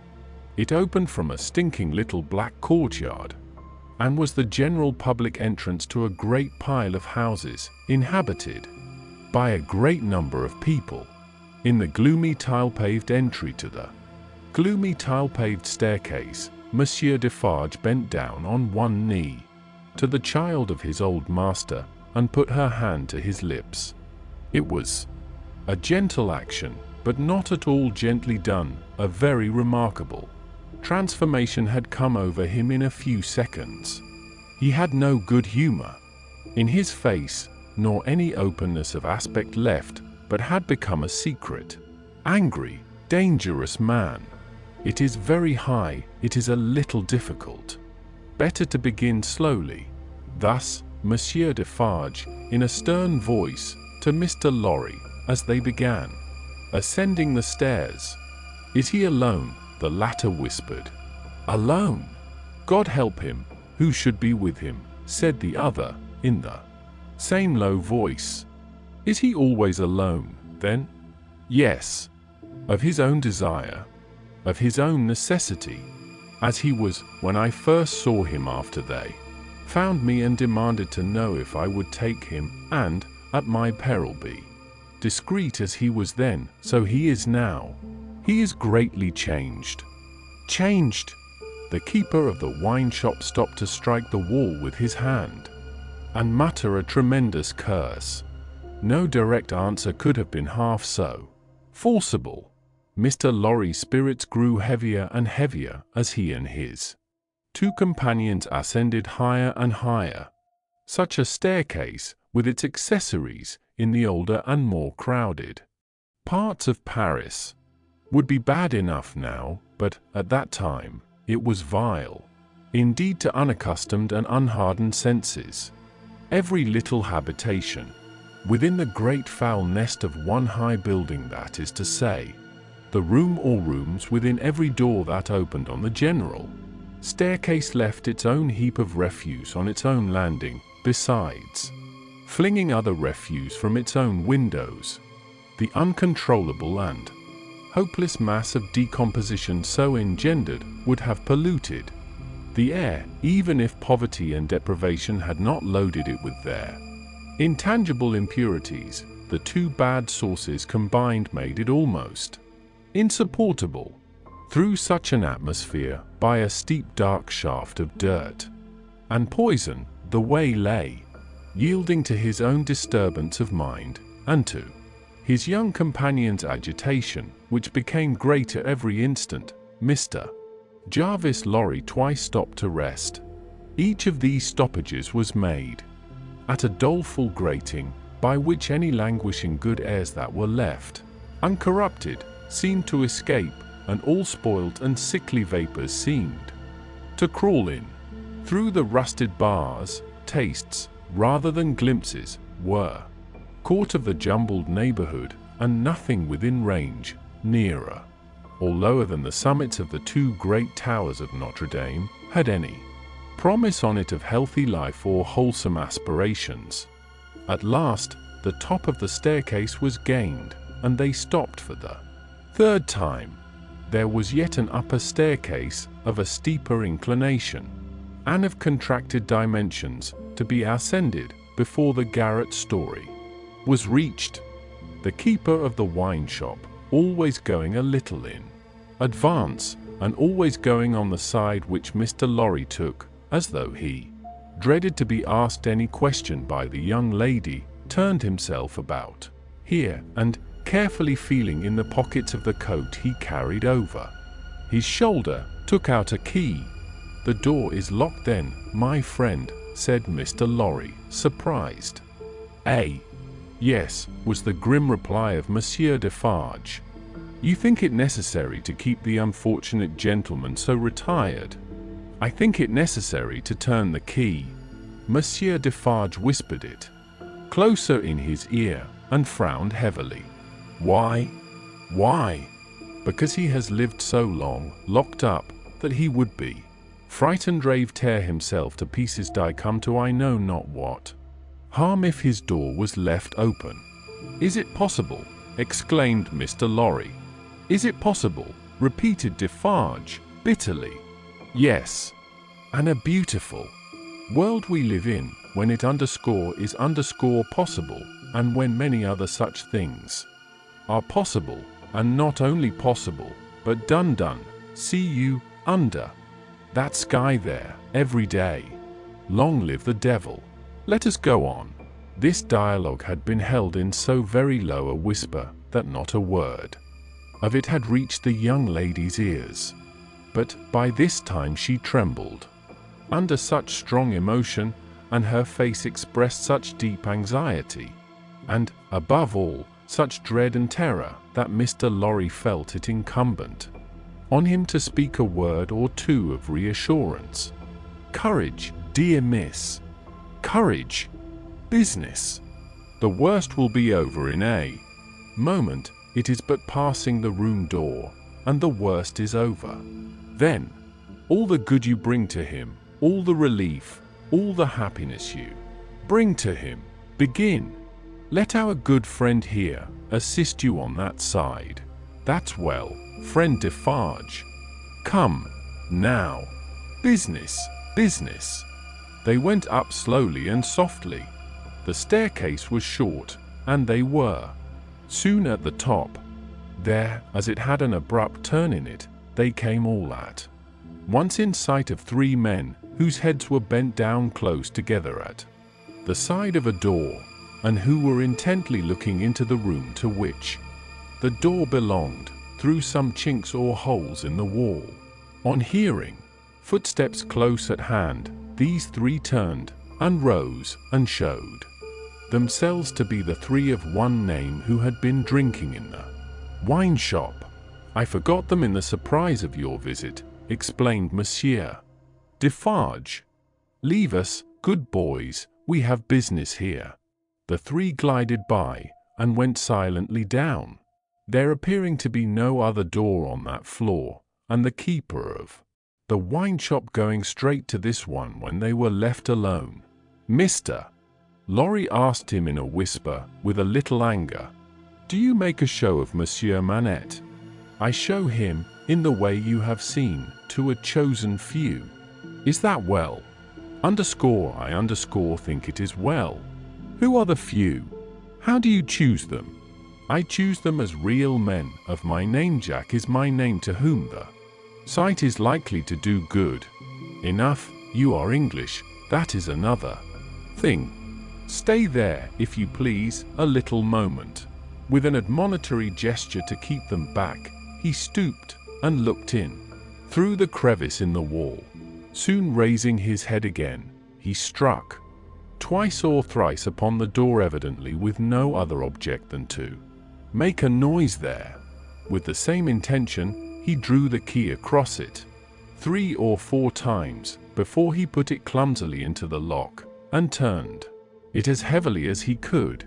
The door slowly opened inward under his hand, and he looked into the room and said something.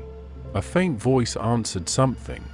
Little more than a single syllable could have been spoken on either side. He looked back over his shoulder, and beckoned them to enter. Mr. Lorry got his arm securely round the daughter's waist, and held her, for he felt that she was sinking. Business, business," he urged, with a moisture that was not of business shining on his cheek. Come in, come in." "I am afraid of it," she answered, shuddering. "Of it? What?" "I mean of him. Of my father." Rendered in a manner desperate, by her state and by the beckoning of their conductor, he drew over his neck the arm that shook upon his shoulder, lifted her a little, and hurried her into the room. He sat her down just within the door, and held her, clinging to him. Defarge drew out the key, closed the door, locked it on the inside, took out the key again, and held it in his hand. All this he did methodically, and with as loud and harsh an accompaniment of noise as he could make. Finally, he walked across the room with a measured tread to where the window was. He stopped there, and faced round. The garret, built to be a depository for firewood and the like, was dim and dark, for the window of dormer shape was in truth a door in the roof, with a little crane over it for the hoisting up of stores from the street, and glazed, and closing up the middle in 2 pieces, like any other door of French construction. To exclude the cold, one half of this door was fast closed, and the other was open but a very little way. Such a scanty portion of light was admitted through these means, that it was difficult, on first coming in, to see anything, and long habit alone could have slowly formed in any one the ability to do any work requiring nicety in such obscurity. Yet work of that kind was being done in the garret, for, with his back towards the door, and his face towards the window where the keeper of the wine shop stood looking at him, a white-haired man sat on a low bench, stooping forward and very busy, making shoes. Chapter 6. The Shoemaker. "Good day," said Monsieur Defarge, looking down at the white head that bent low over the shoemaking. It was raised for a moment, and a very faint voice responded to the salutation, as if it were at a distance. "Good day. You are still hard at work, I see." After a long silence, the head was lifted for another moment, and the voice replied, "Yes, I am working This time, a pair of haggard eyes had looked at the questioner before the face had dropped again. The faintness of the voice was pitiable and dreadful. It was not the faintness of physical weakness, though confinement and hard fare no doubt had their part in it. Its deplorable peculiarity was that it was the faintness of solitude and disuse. It was like the last feeble echo of a sound made long and long ago. So entirely had it lost the life and resonance of the human voice that it affected the senses like a once beautiful color faded away into a poor weak stain. So sunken and suppressed it was that it was like a voice underground. So expressive it was of a hopeless and lost creature that a famished traveler, wearied out by lonely wandering in a wilderness, would have remembered home and friends in such a tone before lying down to die. Some minutes of silent work had passed, and the haggard eyes had looked up again, not with any interest or curiosity, but with a dull mechanical perception beforehand that the spot where the only visitor they were aware of had stood was not yet empty. "I want," said Defarge, who had not removed his gaze from the shoemaker, "to let in a little more light here. You can bear a little more." The shoemaker stopped his work, looked with a vacant air of listening at the floor on one side of him, then similarly at the floor on the other side of him, then upward at the speaker. "What did you say? You can bear a little more light." "I must bear it, if you let it in," laying the palest shadow of a stress upon the second word.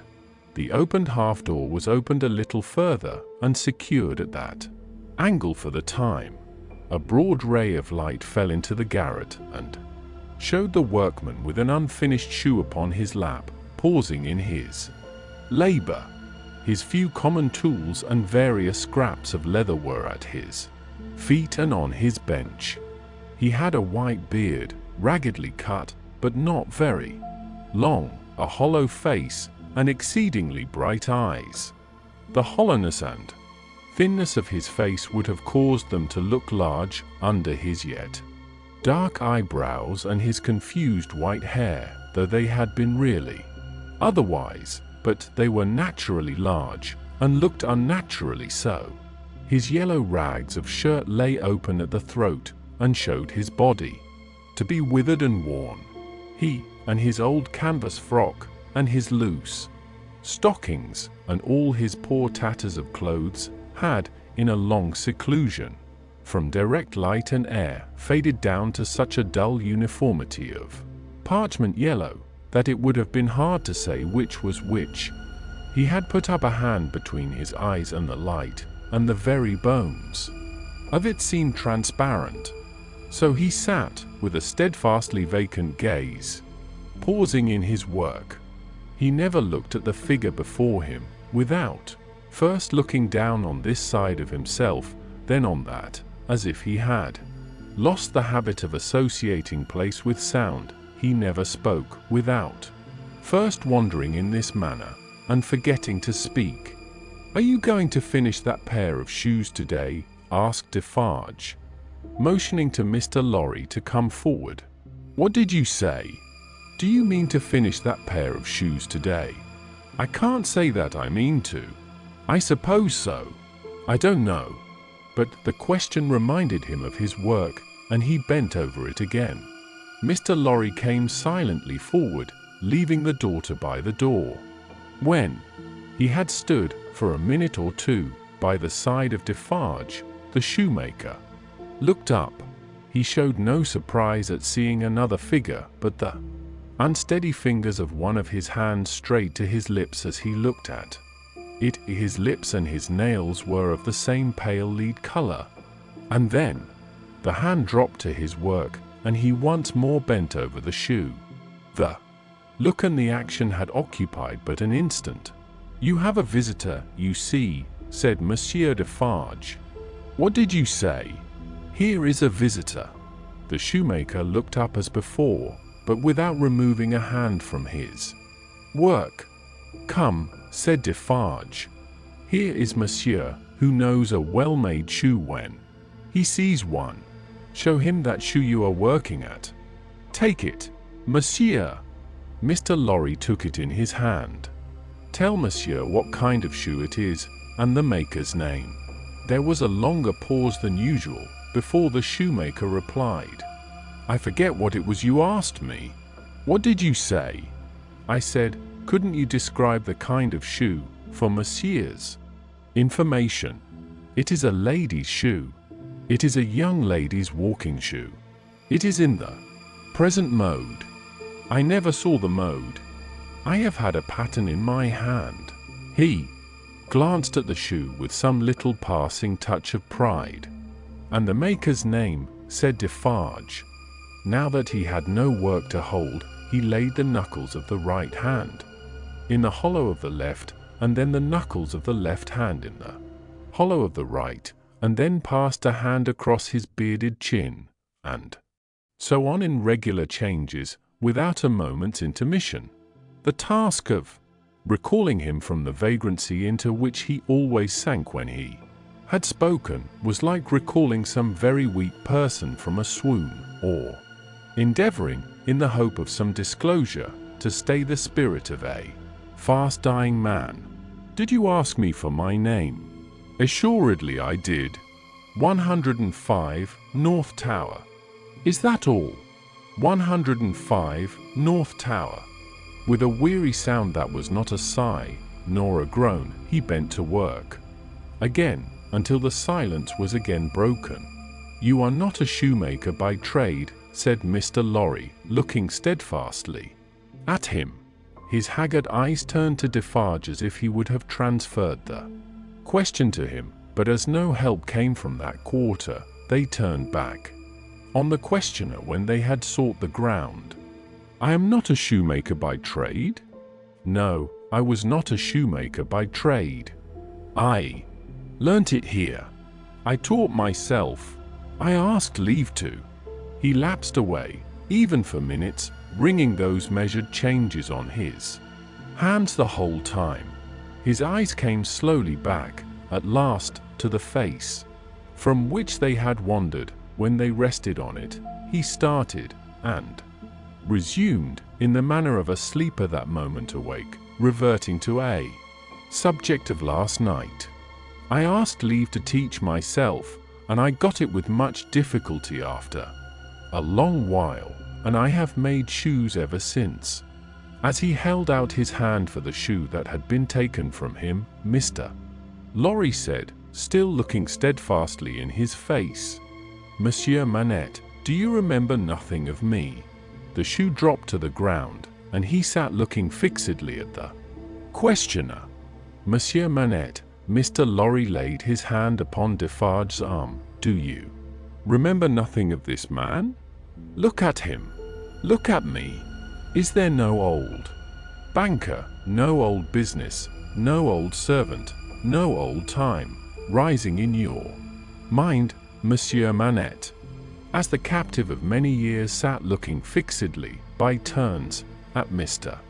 Lorry and at Defarge, some long obliterated marks of an actively intelligence in the middle of the forehead gradually forced themselves through the black mist that had fallen on him. They were overclouded. Again, they were fainter, they were gone, but they had been there. And so exactly was the expression repeated on the fair young face of her who had crept along the wall to a point where she could see him, and where she now stood looking at him, with hands which at first had been only raised in frightened compassion, if not even to keep him off and shut out the sight of him, but which were now extending towards him, trembling with eagerness to lay the spectral face upon her warm young breast, and love it back to life and hope. So exactly was the expression, repeated, though in stronger characters, on her fair young face, that it looked as though it had passed like a moving light from him to her. Darkness had fallen on him in its place. He looked at the two, less and less attentively, and his eyes in gloomy abstraction sought the ground, and looked about him in the old way, Finally, with a deep long sigh, he took the shoe up and resumed his work. "Have you recognized him, monsieur?" asked Defarge in a whisper. "Yes, for a moment. At first I thought it quite hopeless, but I have unquestionably seen, for a single moment, the face that I once knew so well. Hush! Let us draw further back. Hush!" She had moved from the wall of the garret, very near to the bench on which he sat at. There was something awful in his unconsciousness of the figure that could have put out its hand and touched him as he stooped over his labor. Not a word was spoken, not a sound was made. She stood, like a spirit, beside him, and he bent over his work. It happened, at length, that he had occasion to change the instrument in his hand for his shoemaker's knife. It lay on that side of him, which was not the side on which she stood. He had taken it up, and was stooping to work again, when his eyes caught the skirt of her dress. He raised them, and saw her face.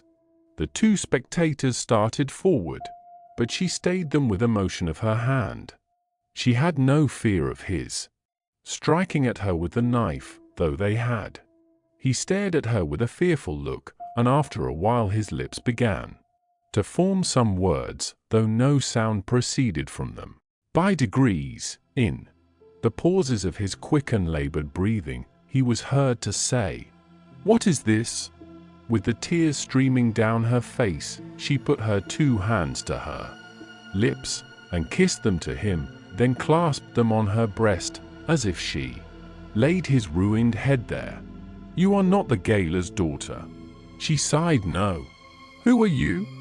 Not yet trusting the tones of her voice, she sat down on the bench beside him. He recoiled, but she laid her hand upon his arm. A strange thrill struck him when she did so, and visibly passed over his frame. He laid the knife down softly, as he sat staring at her.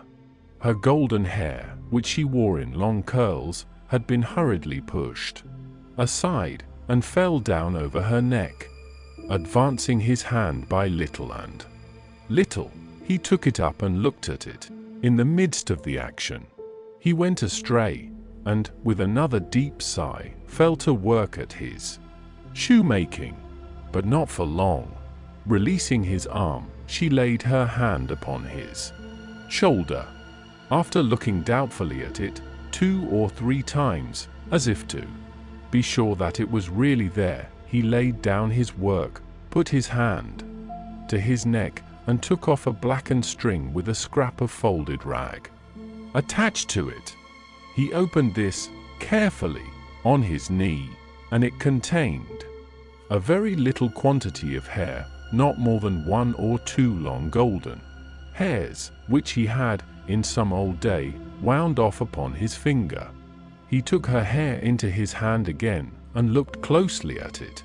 "It is the same. How can it be? When was it? How was it?" As the concentrated expression returned to his forehead, he seemed to become conscious that it was in hers too. He turned her full to the light, and looked at her. She had laid her head upon my shoulder that night when I was summoned out. She had a fear of my going, though I had none, and when I was brought to the North Tower they found these upon my sleeve. "You will leave me them? They can never help me to escape in the body, though they may in the spirit."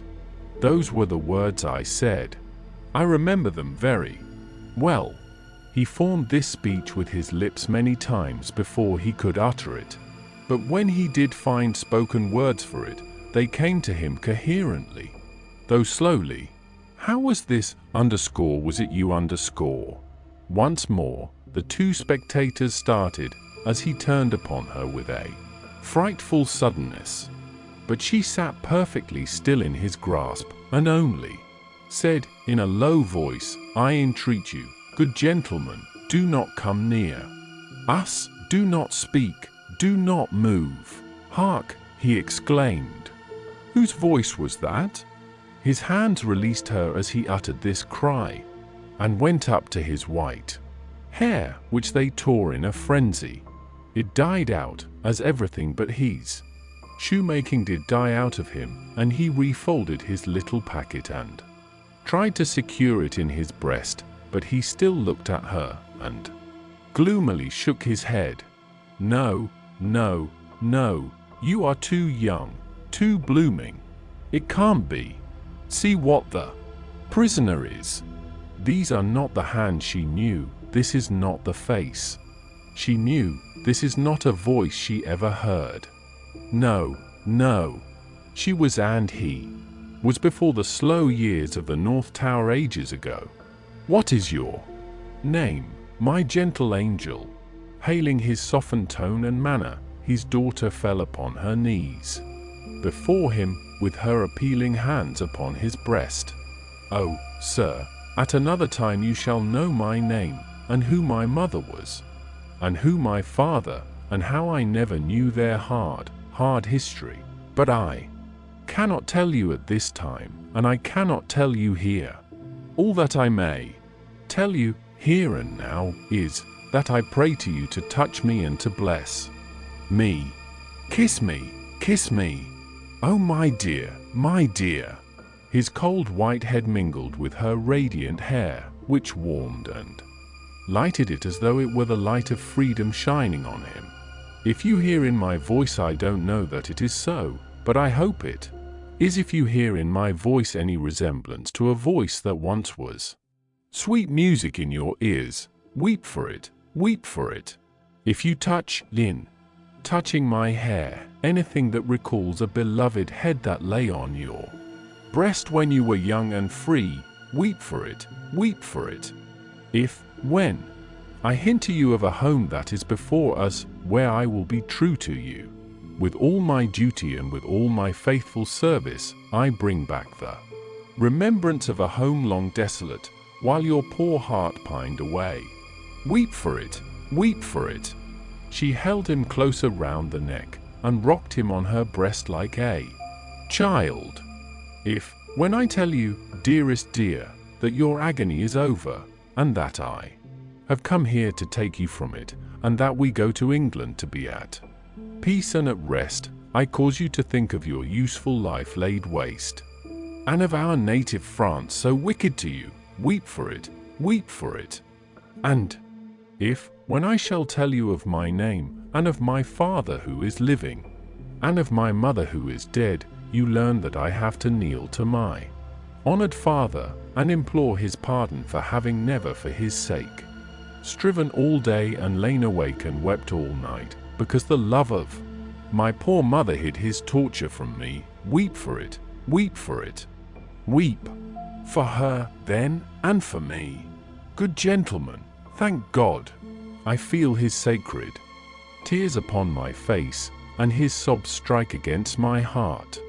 Oh, see, thank God for us, thank God.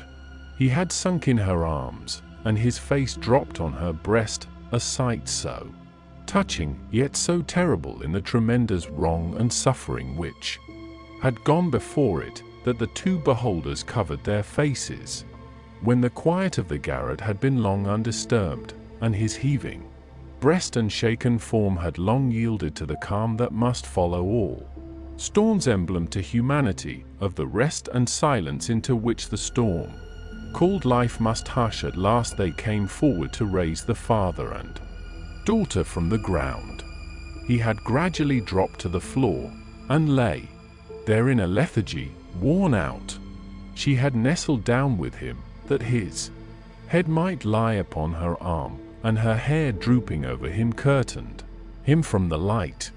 If, without disturbing him, she said, raising her hand to Mr. Laurier's, he stooped over them. After repeated blowings of his nose, all could be arranged for our leaving Paris at once, so that, from the very door, he could be taken away. But, consider, is he fit for the journey? Asked Mr. Lorry. More fit for that, I think, than to remain in this city, so dreadful to him. It is true, said Defarge, who was kneeling to look on and hear. "More than that, Monsieur Manette is, for all reasons, best out of France. Say, shall I hire a carriage and post horses?" "That's business," said Mr. Lorry, resuming on the shortest notice his methodical manners, "and if business is to be done, I had better do it." "Then be so kind," urged Miss Manette, "as to leave us here. You see how composed he has become, and you cannot be afraid to leave him with me." "Now, why should you be, if you will lock the door to secure us from interruption? I do not doubt that you will find him, when you come back, as quiet as you leave him. In any case, I will take care of him until you return, and then we will remove him straight." Both Mr. Lorry and Defarge were rather disinclined to this course, and in favor of one of them remaining. But as there were not only carriage and horses to be seen to, but travelling papers, and as time pressed, for the day was drawing to an end, it came at last to their hastily dividing the business that was necessary to be done, and hurrying away to do it. Then, as the darkness closed in, the daughter laid her head down on the hard ground close at the father's side, and watched him. The darkness deepened and deepened, and they both lay quiet until a light gleamed through the chinks in the wall. Mr. Lorry and Monsieur Defarge had made all ready for the journey, and had brought with them, besides travelling cloaks and wrappers, bread and meat, wine, and hot coffee. Monsieur Defarge put this provender, and the lamp he carried, on the shoemaker's bench. There was nothing else in the garret but a pallet bed, and he and Mr. Lorry roused the captive, and assisted him to his feet. No human intelligence could have read the mysteries of his mind, in the scared blank wonder of his face. Whether he knew what had happened, whether he recollected what they had said to him, whether he knew that he was free, were questions which no sagacity could have solved. They tried speaking to him, but he was so confused, and so very slow to answer, that they took fright at his bewilderment, and agreed for the time to tamper with him no more. He had a wild, lost manner of occasionally clasping his head in his hands, that had not been seen in him before, yet he had some pleasure in the mere sound of his daughter's voice, and invariably turned to it when she spoke, in the submissive way of one long accustomed to obey under coercion. He ate and drank what they gave him to eat and drink, and put on the cloak and other wrappings that they gave him to wear. He readily responded to his daughter's drawing her arm through his, and took and kept her hand in both his own. They began to descend, Monsieur Defarge going first with the lamp, Mr. Lorry closing the little procession. They had not traversed many steps of the long main staircase when he stopped, and stared at the roof and round at the walls. "You remember the place, my father? You remember coming up here? What did you say?" But before she could repeat the question, he murmured an answer as if she had repeated it. "Remember? No, I don't remember." It was so very long ago that he had no recollection whatever of his having been brought from his prison to that house was apparent to them. They heard him mutter 105 North Tower, and when he looked about him, it evidently was for the strong fortress walls which had long encompassed him. On their reaching the courtyard, he instinctively altered his tread, as being in expectation of a drawbridge, and when there was no drawbridge, and he saw the carriage waiting in the open street, he dropped his daughter's hand and clasped his head again. No crowd was about the door, no people were discernible at any of the many windows, not even a chance passerby was in the street. An unnatural silence and desertion reigned there. Only one soul was to be seen, and that was Madame Defarge, who leaned against the doorpost, knitting, and saw nothing. The prisoner had got into a coach, and his daughter had followed him, when Mr. Lorry's feet were arrested on the step by his asking, miserably, for his shoemaking tools and the unfinished shoes. Madam, Defarge immediately called to her husband that she would get them, and went, knitting, out of the lamplight, through the courtyard. She quickly brought them down and handed them in, and immediately afterwards leaned against the doorpost, knitting, and saw nothing. Defarge got upon the box, and gave the word to the barrier. The postilion cracked his whip, and they clattered away under the feeble, over-swinging lamps. Under the over-swinging lamps, swinging ever brighter in the better streets, and ever dimmer in the worse, and by lighted shops, gay crowds, illuminated coffee-houses, and theatre doors, to one of the city gates. Soldiers with lanterns, at the guard-house there. Your papers, travellers. See here then, monsieur the officer, said Defarge, getting down, and taking him gravely apart. These are the papers of Monsieur inside, with the white head. They were consigned to me, with him. At the he dropped his voice. There was a flutter among the military lanterns, and one of them being handed into the coach by an arm in uniform. The eyes connected with the arm looked, not an everyday or an every night look, at monsieur with the white head. It is well. Forward, from the uniform. Adieu, from Defarge. And so, under a short grove of feebler and feebler over-swinging lamps, out under the great grove of stars, beneath that arch of unmoved and eternal lights, some, so remote from this little earth that the learned tell us it is doubtful whether their rays have even yet discovered it, as a point in space where anything is suffered or done. The shadows of the night were broad and black, all through the cold and restless interval, until dawn. They once more whispered in the ears of Mr. Jarvis Lorry, sitting opposite the buried man who had been dug out, and wondering what subtle powers were forever lost to him, and what were capable of restoration. The old inquiry, I hope you care to be recalled to life? And the old answer, I can't say. The end of the first book. Book the second, The Golden Thread. Chapter 1. 5 years later. Tellson's Bank by Temple Bar was an old-fashioned place, even in the year 1780. It was very small, very dark, very ugly, very incommodious.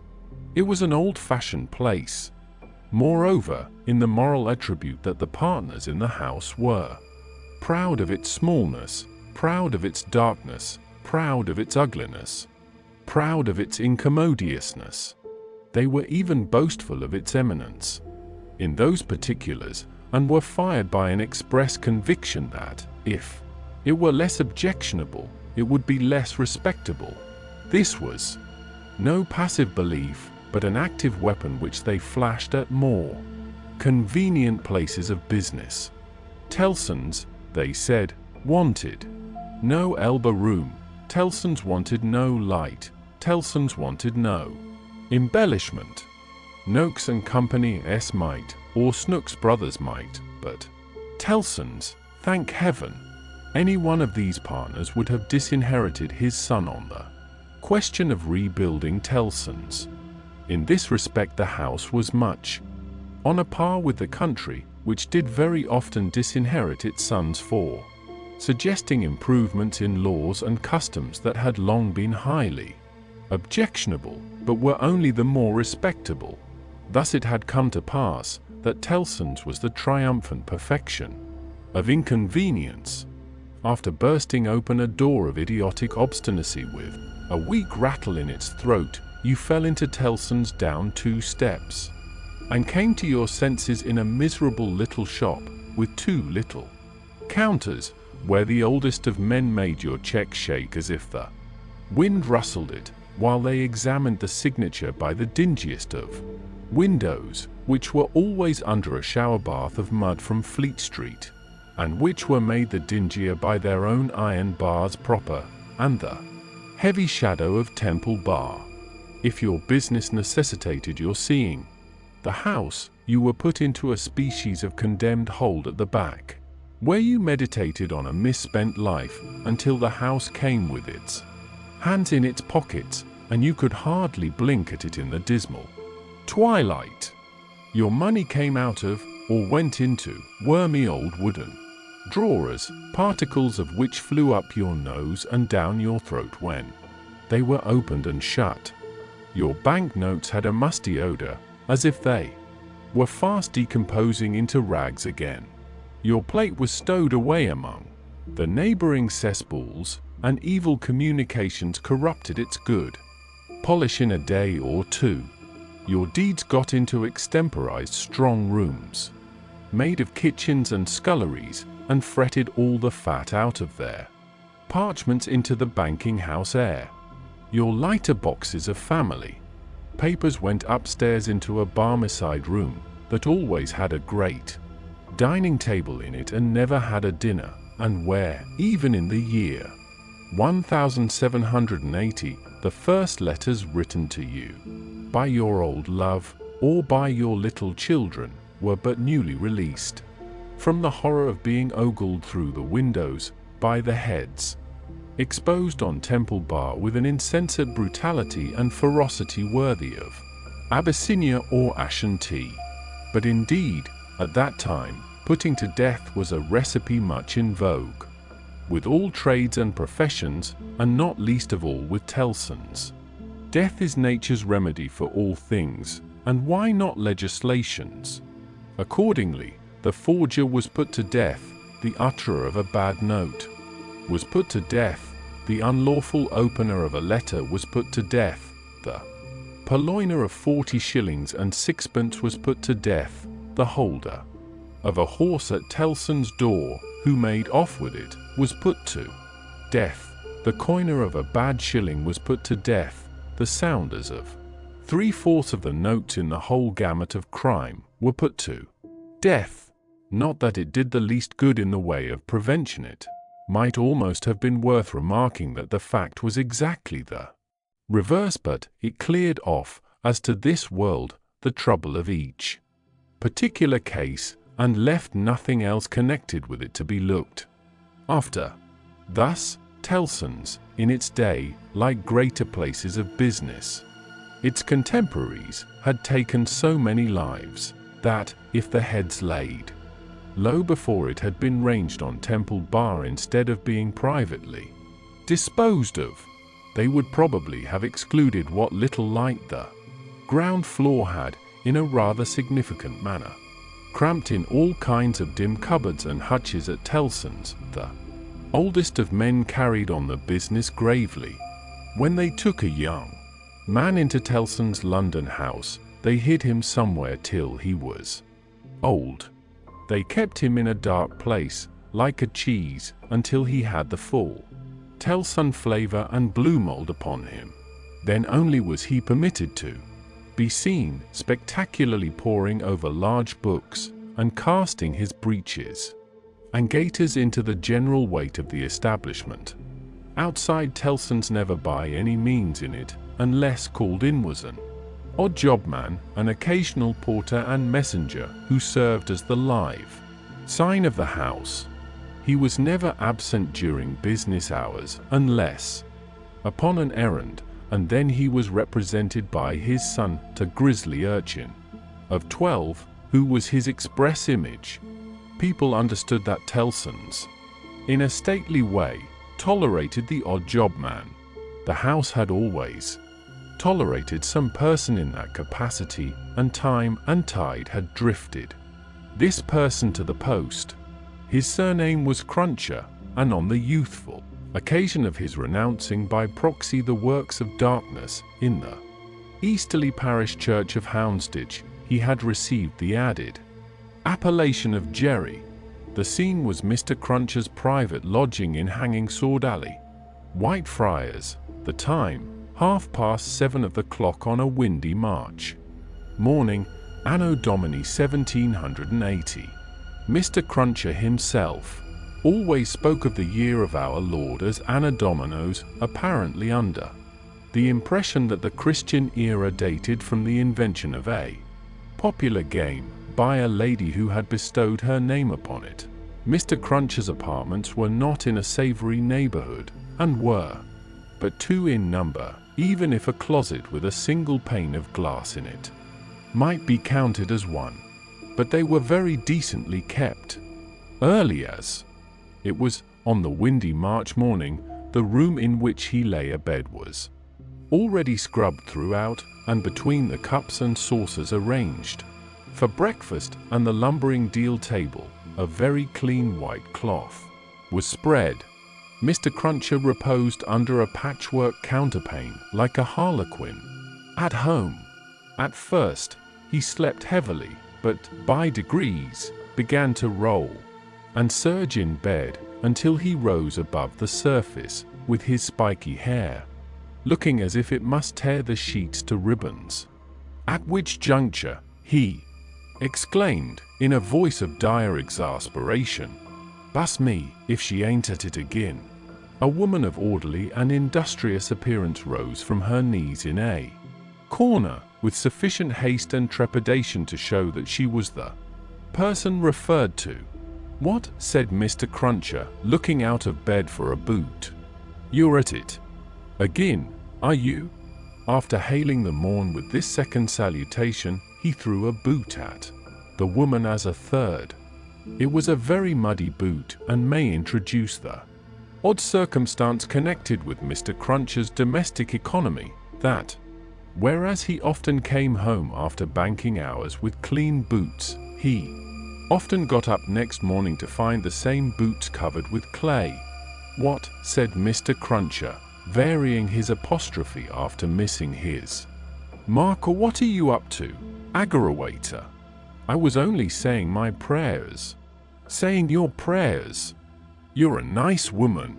What do you mean by flopping yourself down and praying agin me?" "I was not praying against you, I was praying for you." "You weren't. And if you were, I won't be took the liberty with. Here, your mother's a nice woman, young Jerry, going a praying agin your father's prosperity. You've got a dutiful mother, you have, my son. You've got a religious mother, you have, my boy, going and flopping herself down and praying that the bread and butter may be snatched out of the mouth of her only child." Master Cruncher, who was in his shirt, took this very ill, and, turning to his mother, strongly deprecated any praying away of his personal board. "And what do you suppose, you conceited female," said Mr. Cruncher, with unconscious inconsistency, "that the worth of your prayers may be? Name the price that you put your prayers at. They only come from the heart, Jerry. They are worth no more than that." "Worth no more than that," repeated Mr. Cruncher. "They ain't worth much, then. Whether or no, I won't be prayed agin, I tell you. I can't afford it. I'm not a-going to be made unlucky by your sneaking. If you must go flopping yourself down, flop in favor of your husband and child, and not in opposition to them. If I had had any but a unnatural wife, and this poor boy had had any but a unnatural mother, I might have made some money last week instead of being counter-prayed and countermined and religiously circumvented into the worst of luck. "Bust me," said Mr. Cruncher, who all this time had been putting on his clothes, "if I ain't, what with piety and one blowed thing and another, been chose this last week into as bad luck as ever a poor devil of a honest tradesman met with. Young Jerry, dress yourself, my boy, and while I clean my boots keep an eye upon your mother now and then, and if you see any signs of more flopping, give me a call. For, I tell you," here he addressed his wife once more, "I won't be gone agin in this manner. I am as rickety as a hackney coach, I'm as sleepy as laudanum. My lines is strained to that degree that I shouldn't know if it wasn't for the pain in EM, which was me and which somebody else, yet I'm none the better for it in pocket, and it's my suspicion that you've been at it from morning to night to prevent me from being the better for it in pocket, and I won't put up with it, aggrawator. And what do you say now? Growling, in addition, such phrases as yes, you're religious, too. You wouldn't put yourself in opposition to the interests of your husband and child, would you? Not you, and throwing off other sarcastic sparks. From the whirling grindstone of his indignation, Mr. Cruncher betook himself to his boot cleaning and his general preparation for business. In the meantime, his son, whose head was garnished with tenderer spikes, and whose young eyes stood close by one another, as his father's did, kept the required watch upon his mother. He greatly disturbed that poor woman at intervals by darting out of his sleeping closet, where he made his toilet, with a suppressed cry of "You are going to flop, mother," "Hello, father," and, after raising this fictitious alarm, darting in again with an undutiful grin.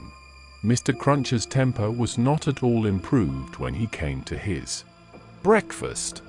He resented Mrs. Cruncher's saying grace with particular animosity.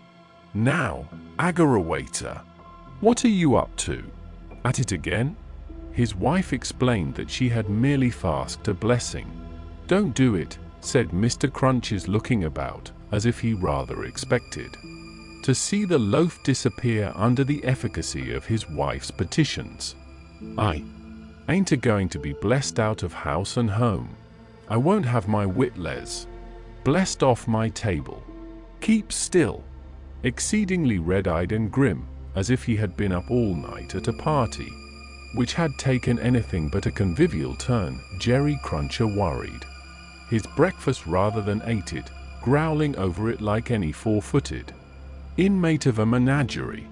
Towards 9 o'clock he smoothed his ruffled aspect, and, presenting as respectable and businesslike an exterior as he could overlay his natural self with, issued forth to the occupation of the day. It could scarcely be called a trade, in spite of his favorite description of himself as an honest tradesman. His stock consisted of a wooden stool, made out of a broken-backed chair cut down, which stool young Jerry, walking at his father's side, carried every morning to beneath the banking-house window that was nearest Temple Bar, where, with the addition of the first handful of straw that could be gleaned from any passing vehicle to keep the cold and wet from the odd-job man's feet, it formed the encampment for the day. On this post of his, Mr. Cruncher was as well known to Fleet Street and the Temple as the bar itself, and was almost as in-looking, encamped at 9:15, in good time to touch his three-cornered hat to the oldest of men as they passed into Tellson's. Jerry took up his station on this windy March morning, with young Jerry standing by him, when not engaged in making forays through the bar, to inflict bodily and mental injuries of an acute description on passing boys who were small enough for his amiable purpose. Father and son, extremely like each other, looking silently on at the morning traffic in Fleet Street, with their two heads as near to one another as the two eyes of each bore a considerable resemblance to a pair of monkeys.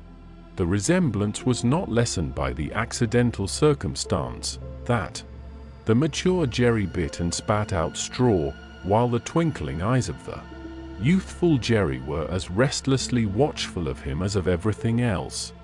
In Fleet Street, the head of one of the regular indoor messengers attached to Tellson's establishment was put through the door, and the word was given.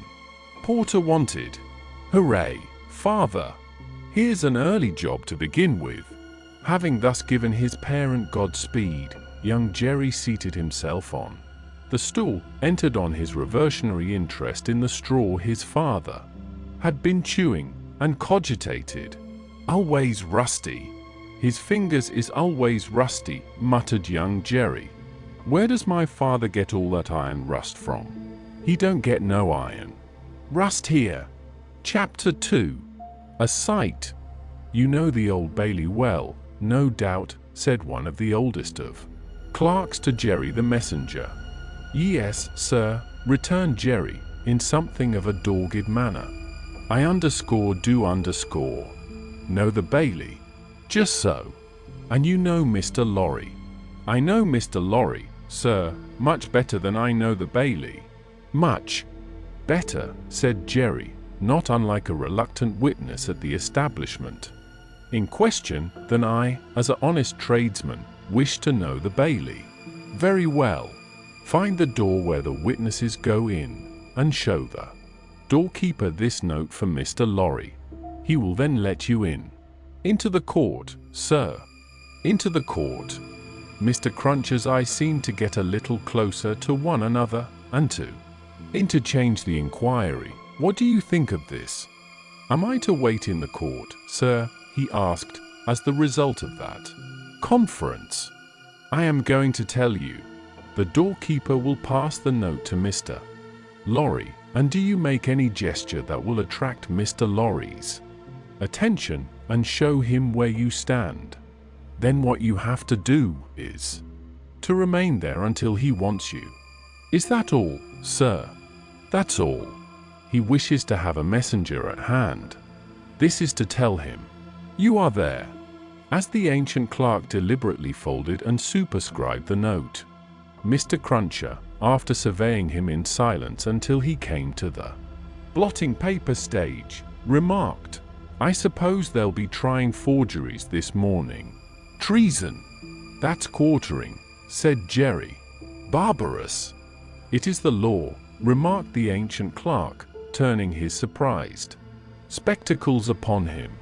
"It is the law. It's hard in the law to spile a man, I think. It's hard enough to kill him, but it's very hard to spile him, sir." "Not at all," retained the ancient clerk. "Speak well of the law. Take care of your chest and voice, my good friend, and leave the law to take care of itself. I give you that advice." "It's the damp, sir, what settles on my chest and voice," said Jerry. "I leave you to judge what a damp way of earning a living mine is." "Well, well," said the old clerk, "we all have our various ways of gaining a livelihood. Some of us have damp ways, and some of us have dry ways. Here is the letter. Go along." Jerry took the letter, and, remarking to himself with less internal deference than he made an outward show of, "You are a lean old one," too, made his bow, informed his son, in passing, of his destination, and went his way. They hanged at Tyburn in those days, so the street outside Newgate had not obtained one infamous notoriety that has since attached to it. But the Gaol was a vile place, in which most kinds of debauchery and villainy were practiced, and where dire diseases were bred, that came into court with the prisoners, and sometimes rushed straight from the dock at my Lord Chief Justice himself, and pulled him off the bench. It had more than once happened that the judge in the black cap pronounced his own doom as certainly as the prisoners, and even died before him. For the rest, the Old Bailey was famous as a kind of deadly inn-yard, from which pale travellers set out continually, in carts and coaches, on a violent passage into the other world, traversing some 2 miles and a half of public street and road, and shaming few good citizens, if any. So powerful is use, and so desirable to be good use in the beginning. It was famous, too, for the pillory, a wise old institution, that inflicted a punishment of which no one could foresee the extent, also, for the whipping post, another dear old institution, very humanizing and softening to behold in action, also, for extensive transactions in blood money, another fragment of ancestral wisdom, systematically leading to the most frightful mercenary crimes that could be committed under heaven. Altogether, the Old Bailey, at that date, was a choice illustration of the precept that whatever is right, an aphorism that would be as final as it is lazy, did it not include the troublesome consequence that nothing that ever was wrong, making his way through the tainted crowd, dispersed up and down this hideous scene of action with the skill of a man accustomed to make his way quietly. The messenger found out the door he sought and handed in his letter through a trap in it. 4. People then paid to see the play at the Old Bailey, just as they paid to see the play in Bedlam, only the former entertainment was much the dearer. Therefore, all the Old Bailey doors were well guarded, except, indeed, the social doors by which the criminals got there, and those were always left wide open. After some delay and demur, the door grudgingly turned on its hinges a very little way, and allowed Mr. Jerry Cruncher to squeeze himself into court. "What's on?" he asked, in a whisper of the man he found himself next to. "Nothing yet." "What's coming on?" "The treason case." "The quartering one, eh?"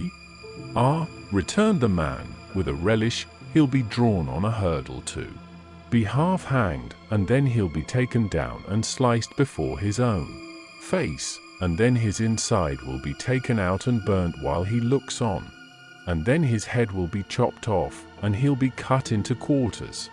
That's the sentence." "If he's found guilty, you mean to say?"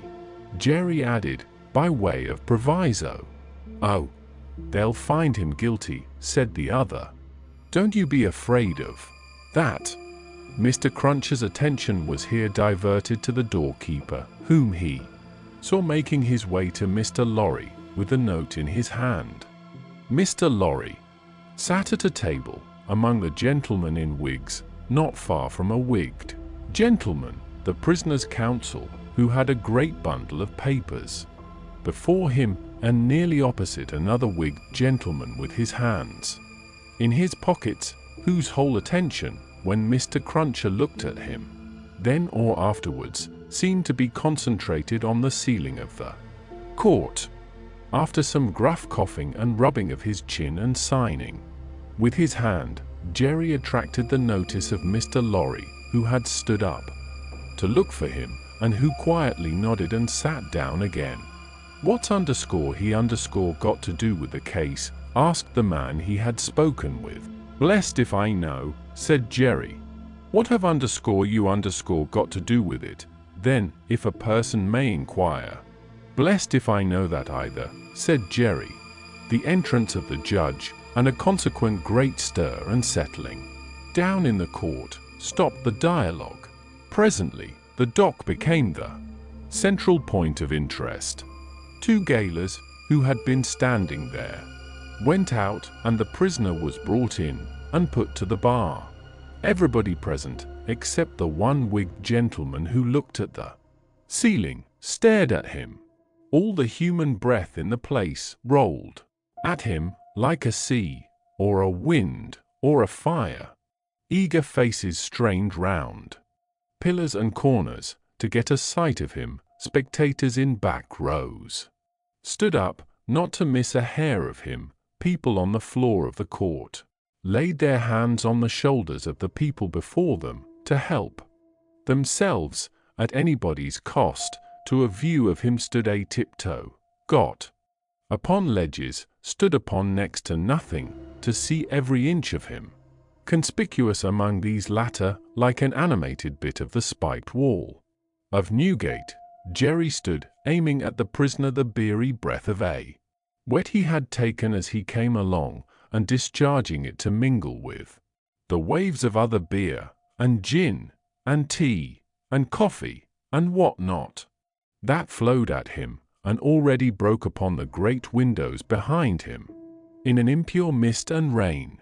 The object of all this staring and blaring was a young man of about 25, well-grown and well-looking, with a sunburnt cheek and a dark eye. His condition was that of a young gentleman. He was plainly dressed in black or very dark grey, and his hair, which was long and dark, was gathered in a ribbon at the back of his neck, more to be out of his way than for ornament, as an emotion of the mind will express itself through any covering of the body, so the paleness which his situation engendered came through the brown upon his cheek, showing the soul to be stronger than the sun. He was otherwise quite self-possessed, bowed to the judge, and stood quiet. The sort of interest with which this man was stared and breathed at was not a sort that elevated humanity. Had he stood in peril of a less horrible sentence, had there been a chance of any one of its savage details being spared by just so much, would he have lost in his fascination the form that was to be doomed to be so shamefully mangled?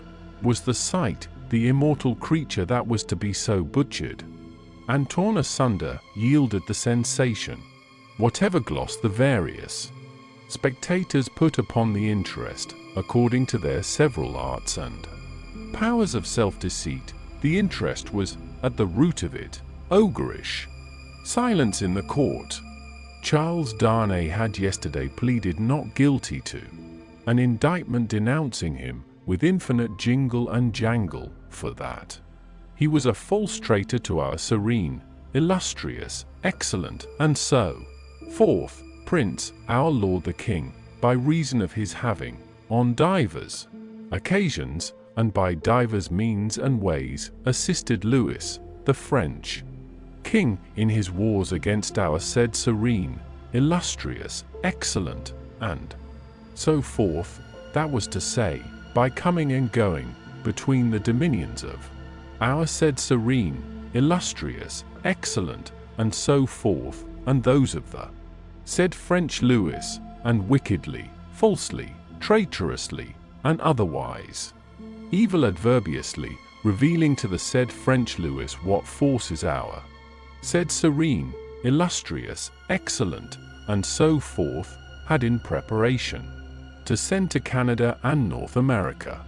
This much, Jerry, with his head becoming more and more spiky as the law terms bristled it, made out with huge satisfaction, and so arrived circuitously at the understanding that the aforesaid, and over again aforesaid, Charles Darnay, stood there before him upon his trial, that the jury were swearing in, and that Mr. Attorney General was making ready to speak.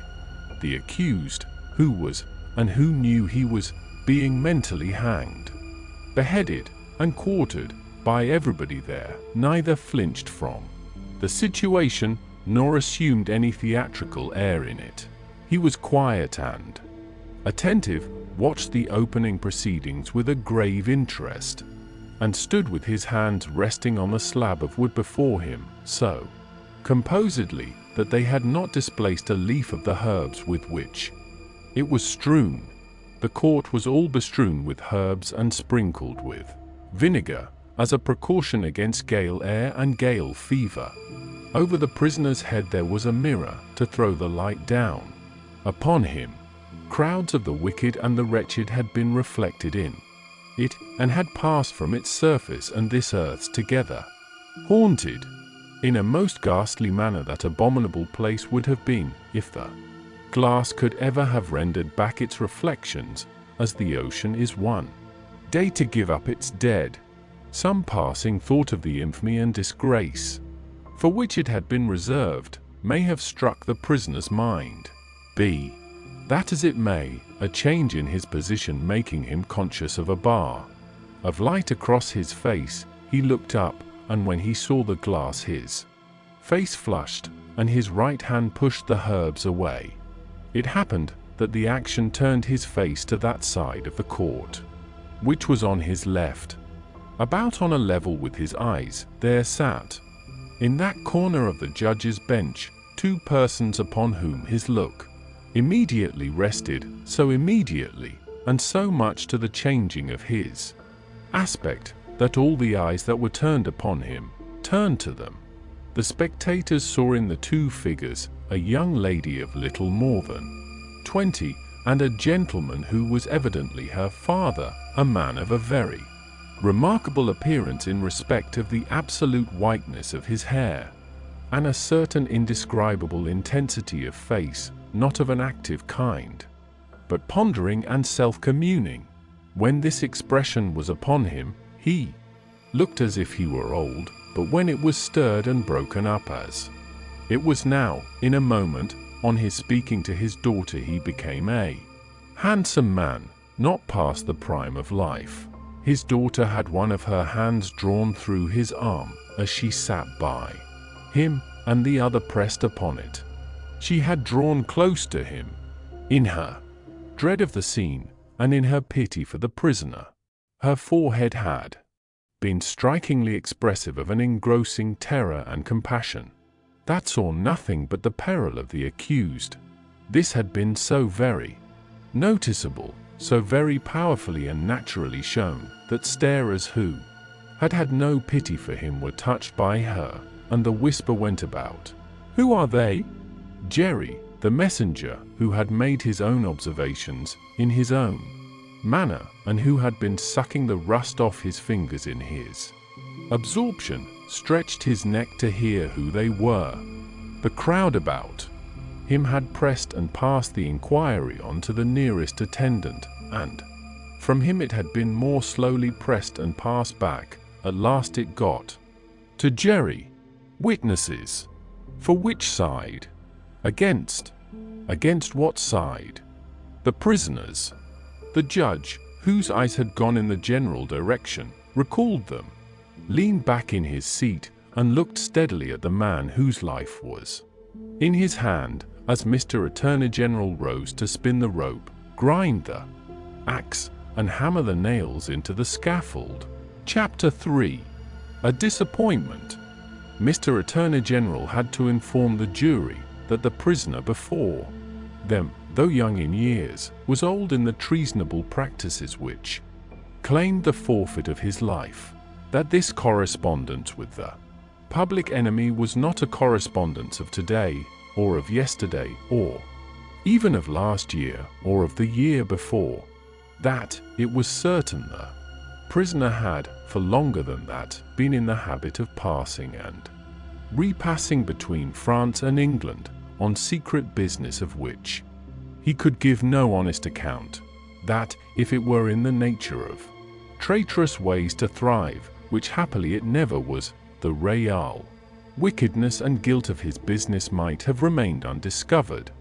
That Providence, however, had put it into the heart of a person who was beyond fear and beyond reproach to ferret out the nature of the prisoner's schemes, and, struck with horror, to disclose them to his Majesty's Chief Secretary of State and most honourable Privy Council, that this patriot would be produced before them, that his position and attitude were, on the whole, sublime, that he had been the prisoner's friend, but at once in an auspicious and an evil hour detecting his infamy, had resolved to immolate the traitor he could no longer cherish in his bosom, on the sacred altar of his country, that, if statues were decreed in Britain, as in ancient Greece and Rome, to public benefactors, this shining citizen would assuredly have had one, that, as they were not so decreed, he probably would not have one, that virtue, as had been observed by the poets in many passages which he well knew the jury would have, word for word, at the tips of their tongues, whereat the jury's countenances displayed a guilty consciousness that they knew nothing about the passages, was in a manner contagious, more especially the bright virtue known as patriotism or love of country, that the lofty example of this immaculate and unimpeachable witness for the crown, to refer to whom however unworthily was an honour, had communicated itself to the prisoner's servant, and had engendered in him a holy determination to examine his master's table drawers and pockets, and secrete his papers, that he, Mr. Attorney General, was prepared to hear some disparagement attempted of this admirable servant, but that, in a general way, he preferred him to his Mr. Attorney Generals, brothers and sisters, and honoured him more than his Mr. Attorney General's father and mother, that he called with confidence on the jury to come and do likewise, that the evidence of these two witnesses, coupled with the documents of their discovering that would be produced, would show the prisoner to have been furnished with lists of His Majesty's forces, and of their disposition and preparation, both by sea and land, and would leave no doubt that he had habitually conveyed such information to a hostile power, that these lists could not be proved to be in the prisoner's handwriting, but that it was all the same, that, indeed, it was rather the better for the prosecution, as showing the prisoner to be artful in his precautions, that the proof would go back 5 years, and would show the prisoner already engaged in these pernicious missions within a few weeks before the date of the very first action fought between the British troops and the Americans, that, for these reasons, the jury, being a loyal jury, as he knew they were, and being a responsible jury, as they knew they were, must positively find the prisoner guilty and make an end of him, whether they liked it or not, that they never could lay their heads upon their pillows, that they never could tolerate the idea of their wives laying their heads upon their pillows, that they never could endure the notion of their children laying their heads upon their pillows, in short, that there never more could be, for them or theirs, any laying of heads upon pillows at all, unless the prisoner's head was taken off. That head, Mr. Attorney General concluded by demanding of them, in the name of everything he could think of with a round turn in it, and on the faith of his solemn asseveration that he already considered the prisoner as good as dead and gone. When the Attorney General ceased, a buzz arose in the court as if a cloud of great blue flies were swarming about the prisoner, in anticipation of what he was soon to become. When toned down again, the unimpeachable patriot appeared in the witness box. Mr. Solicitor General then, following his leader's lead, examined the patriot, John Barsad, gentleman, by name. The story of his pure soul was exactly what Mr. Attorney General had described it to be, perhaps, if it had a fault, a little too exactly. Having released his noble bosom of its burden, he would have modestly withdrawn himself, but that the Whig gentleman with the papers before him, sitting not far from Mr. Lorry, begged to ask him a few questions. The Whig gentleman sitting opposite, still looking at the ceiling of the court. Had he ever been a spy himself? No, he scorned the base insinuation. What did he live upon? His property. Where was his property? He didn't precisely remember where it was. What was it? No business of anybody's. Had he inherited it? Yes, he had. From whom? Distant relation. Very distant? Rather. Ever been in prison? Certainly not. Never in a debtor's prison? Didn't see what that had to do with it. Never in a debtor's prison. Come, once again. Never?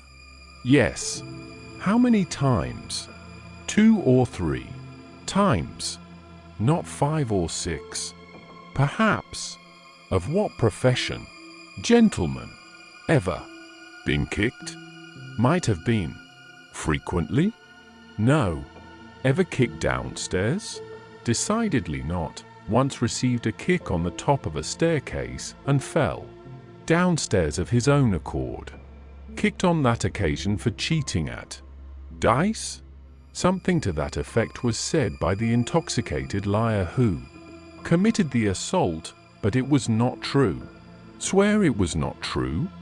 Positively. Ever live by cheating at play? Never. Ever live by play? Not. More than other gentlemen do. Ever borrow money of the prisoner? Yes. Ever pay him? No. Was not this intimacy with the prisoner in reality a very slight one, forced upon the prisoner in coaches, inns, and packets? No. Sure he saw the prisoner with these lists? Certain. Knew no more about the lists? No. Had not procured them himself, for instance? No. Expect to get anything by this evidence? No. Not in regular government. Pay unemployment to lay traps? Oh dear no. Or to do anything? Oh dear. No. Swear that? Over and over again. No motives but motives of sheer patriotism? None whatever. The virtuous servant, Roger CLY, swore his way through the case at a great rate. He had taken service with the prisoner in good faith and simplicity, for years ago. He had asked the prisoner, aboard the Calais packet, if he wanted a handy fellow, and the prisoner had engaged him. He had not asked the prisoner to take the handy fellow as an act of charity, never thought of such a thing. He began to have suspicions of the prisoner, and to keep an eye upon him soon afterwards. In arranging his clothes while traveling, he had seen similar lists to these in the prisoner's pockets over and over again. He had taken these lists from the drawer of the prisoner's desk. He had not put them there first. He had seen the prisoner show these identical lists to French gentlemen at Calais, and similar lists to French gentlemen, both at Calais and Boulogne. He loved his country and couldn't bear it, and had given information. He had never been suspected of stealing a silver teapot. He had been maligned respecting a mustard pot, but it turned out to be only a plated one. He had known the last witness 7 or 8 years. That was merely a coincidence. He didn't call it a particularly curious coincidence. Most coincidences were curious. Neither did he call it a curious coincidence that true patriotism was his only motive too. He was a true Briton and hoped there were many like him.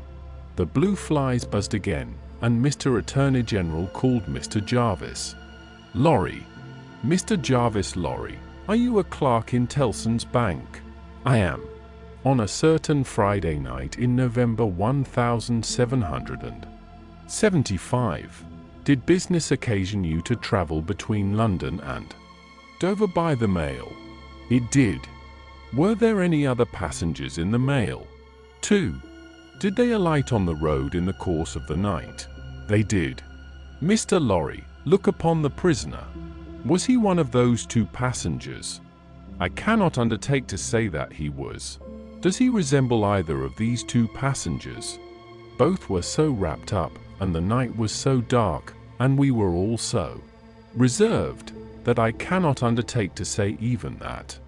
Mr. Lorry, look again upon the prisoner. Supposing him wrapped up as those 2 passengers were, is there anything in his bulk and stature to render it unlikely that he was one of them? No. You will not swear, Mr. Lorry, that he was not one of them? No. So at least you say he may have been one of them? Yes.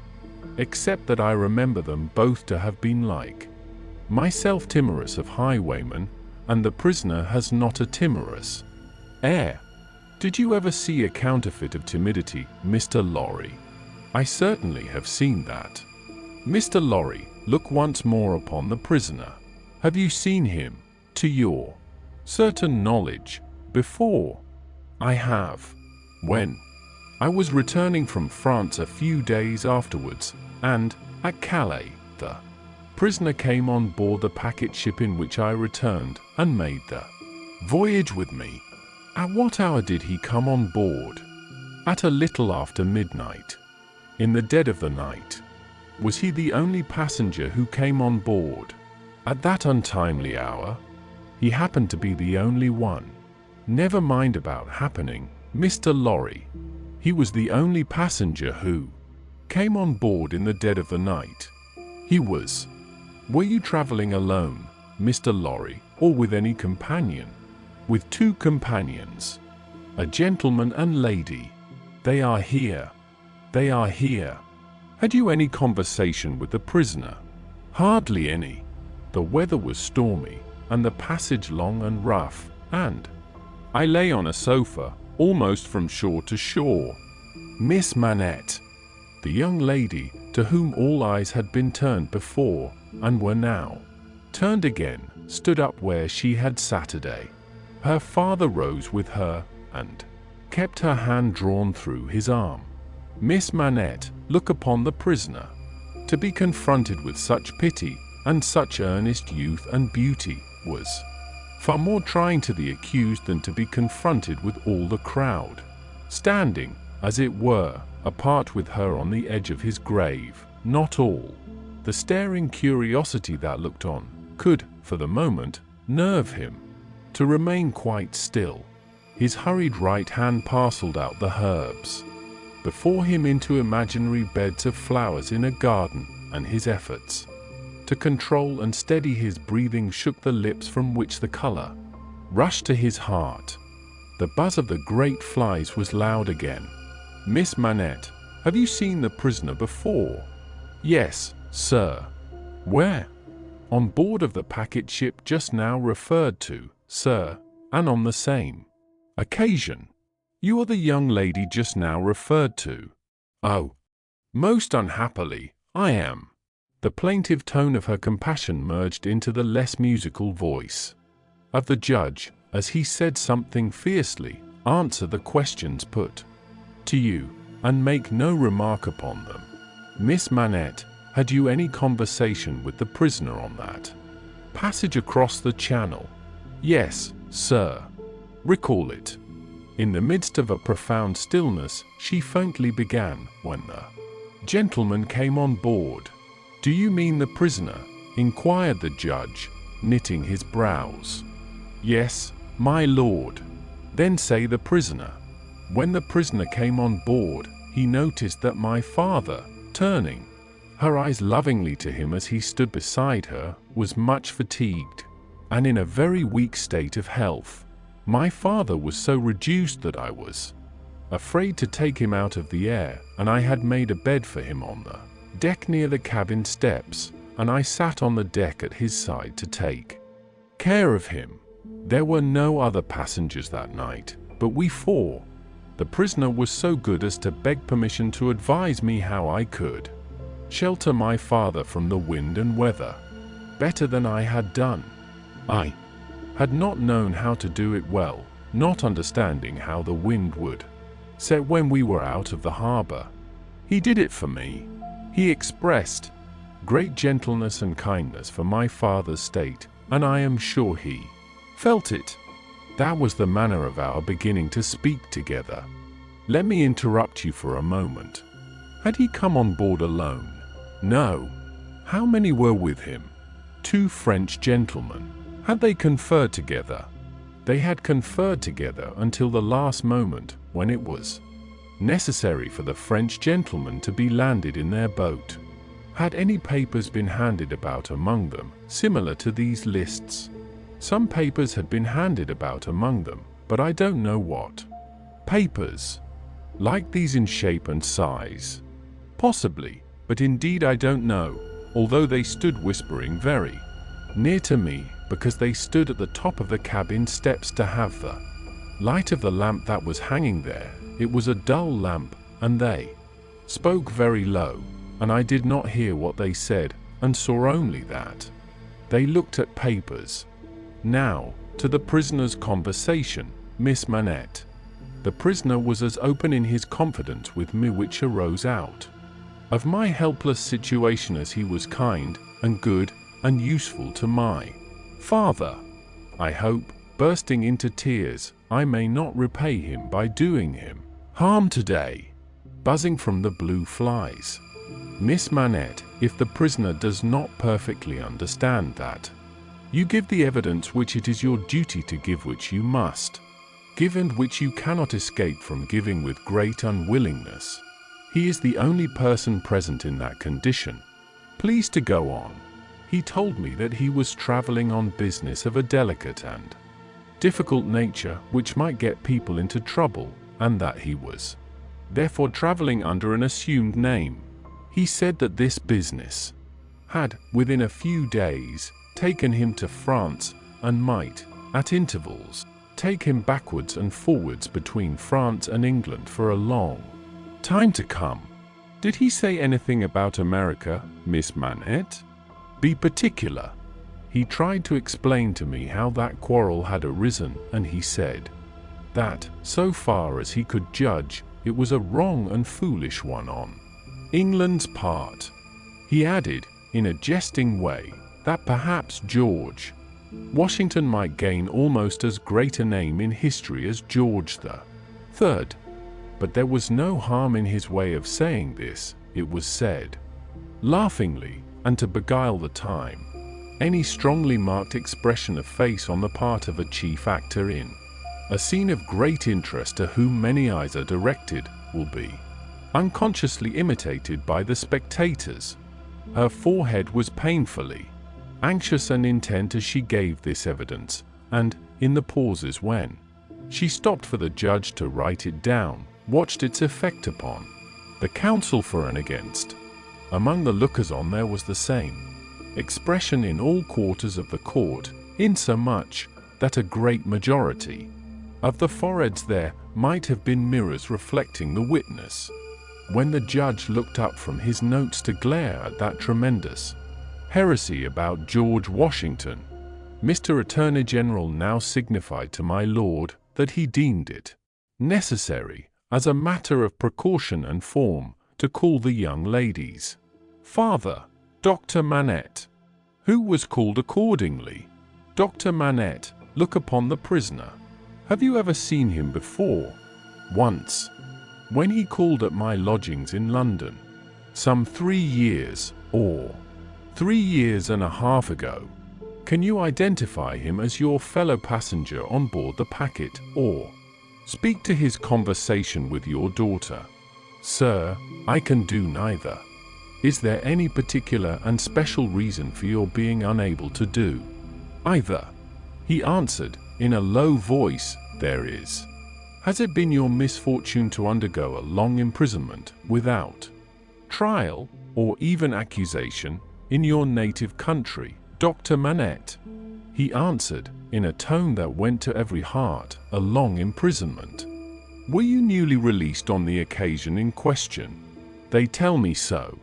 Have you no remembrance of the occasion? None. My mind is a blank, from some time I cannot even say what time, when I employed myself, in my captivity, in making shoes, to the time when I found myself living in London with my dear daughter. Here, she had become familiar to me, when a gracious God restored my faculties, but I am quite unable even to say how she had become familiar. I have no remembrance of the process. Mr. Attorney General sat down, and the father and daughter sat down together.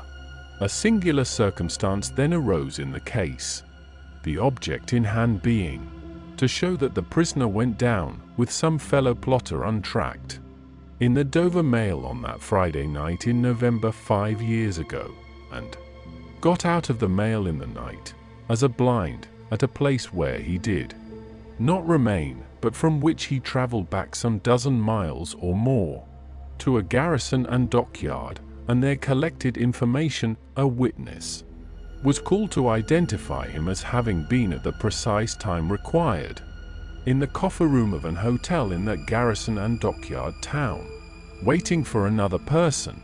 The prisoner's counsel was cross-examining this witness with no result, except that he had never seen the prisoner on any other occasion, when the wigged gentleman who had all this time been looking at the ceiling of the court, wrote a word or two on a little piece of paper, screwed it up, and tossed it to him.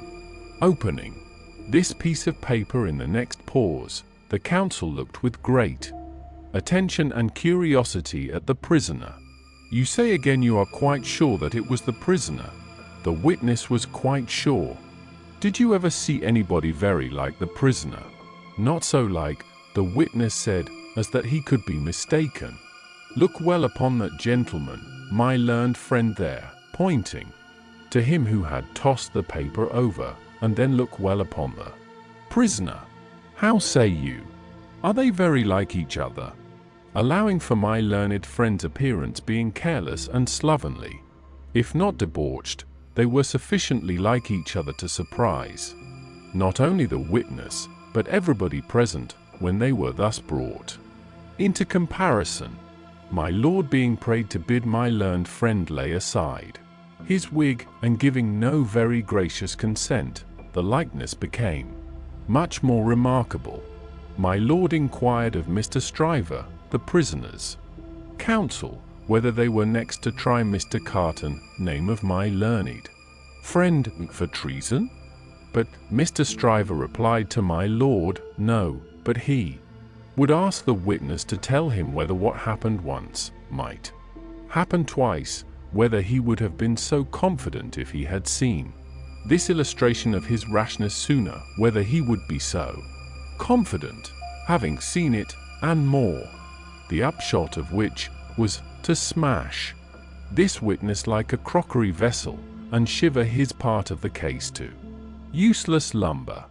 Mr. Cruncher had by this time taken quite a lunch of rust off his fingers in his following of the evidence. He had now to attend while Mr.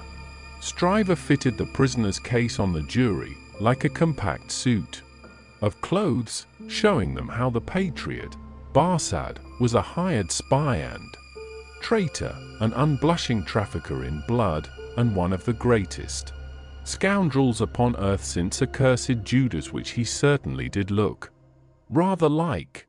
How the virtuous servant, Cly, was his friend and partner, and was worthy to be, how the watchful eyes of those forgers and false swearers had rested on the prisoner as a victim, because some family affairs in France, he being of French extraction, did require his making those passages across the Channel, though what those affairs were, a consideration for others who were near and dear to him, forbade him, even for his life, to disclose how the evidence that had been warped and wrested from the young lady, whose anguish in giving it they had witnessed, came to nothing, involving the mere little innocent gallantries and politenesses likely to pass between any young gentleman and young lady so thrown together, with the exception of that reference to George Washington, which was altogether too extravagant and impossible to be regarded in any other light than as a monstrous joke.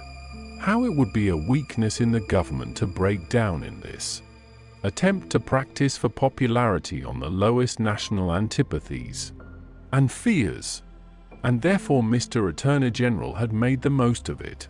How, nevertheless, it rested upon nothing, save that vile and infamous character of evidence too often disfiguring such cases, and of which the state trials of this country were full.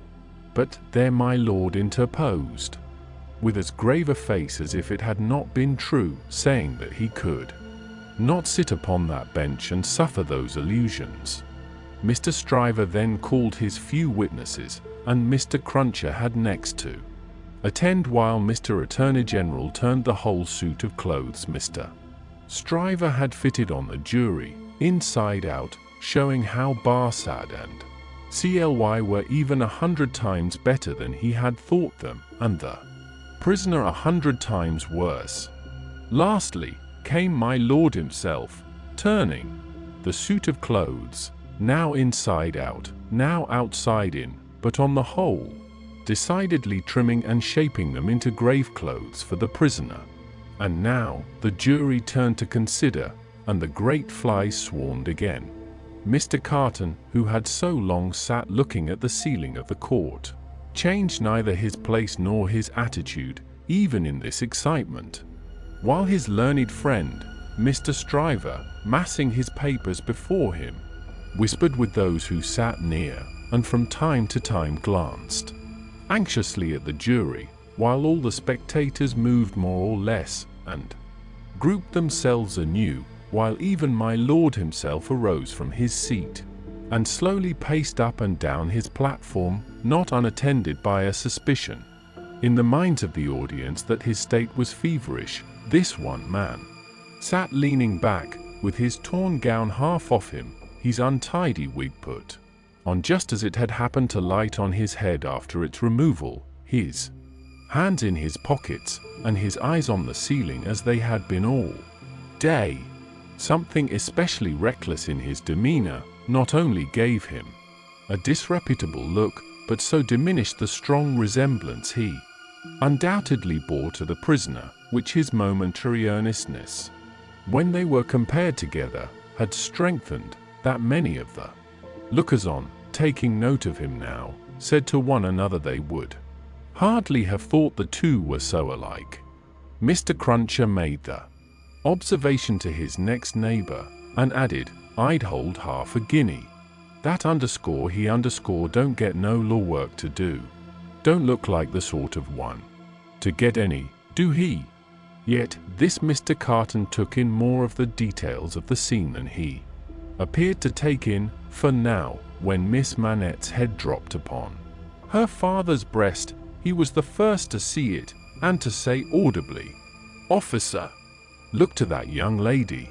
Help the gentleman to take her out. Don't you see she will fall?" There was much commiseration for her as she was removed, and much sympathy with her father.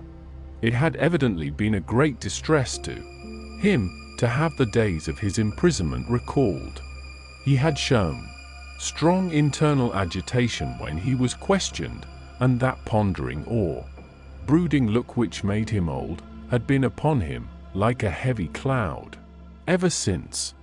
As he passed out, the jury, who had turned back and paused a moment, spoke through their foreman. They were not agreed, and wished to retire. My lord, perhaps with George Washington on his mind, showed some surprise that they were not agreed, but signified his pleasure that they should retire under watch and ward, and retired himself. The trial had lasted all day, and the lamps in the court were now being lighted. It began to be rumored that the jury would be out a long while. The spectators dropped off to get refreshment, and the prisoner withdrew to the back of the dock, and sat down. Mr. Lorry, who had gone out when the young lady and her father went out, now reappeared, and beckoned to Jerry, who, in the slackened interest, could easily get near him. "Jerry, if you wish to take something to eat, you can, but keep in the way. You will be sure to hear when the jury come in. Don't be a moment behind them, for I want you to take the verdict back to the bank.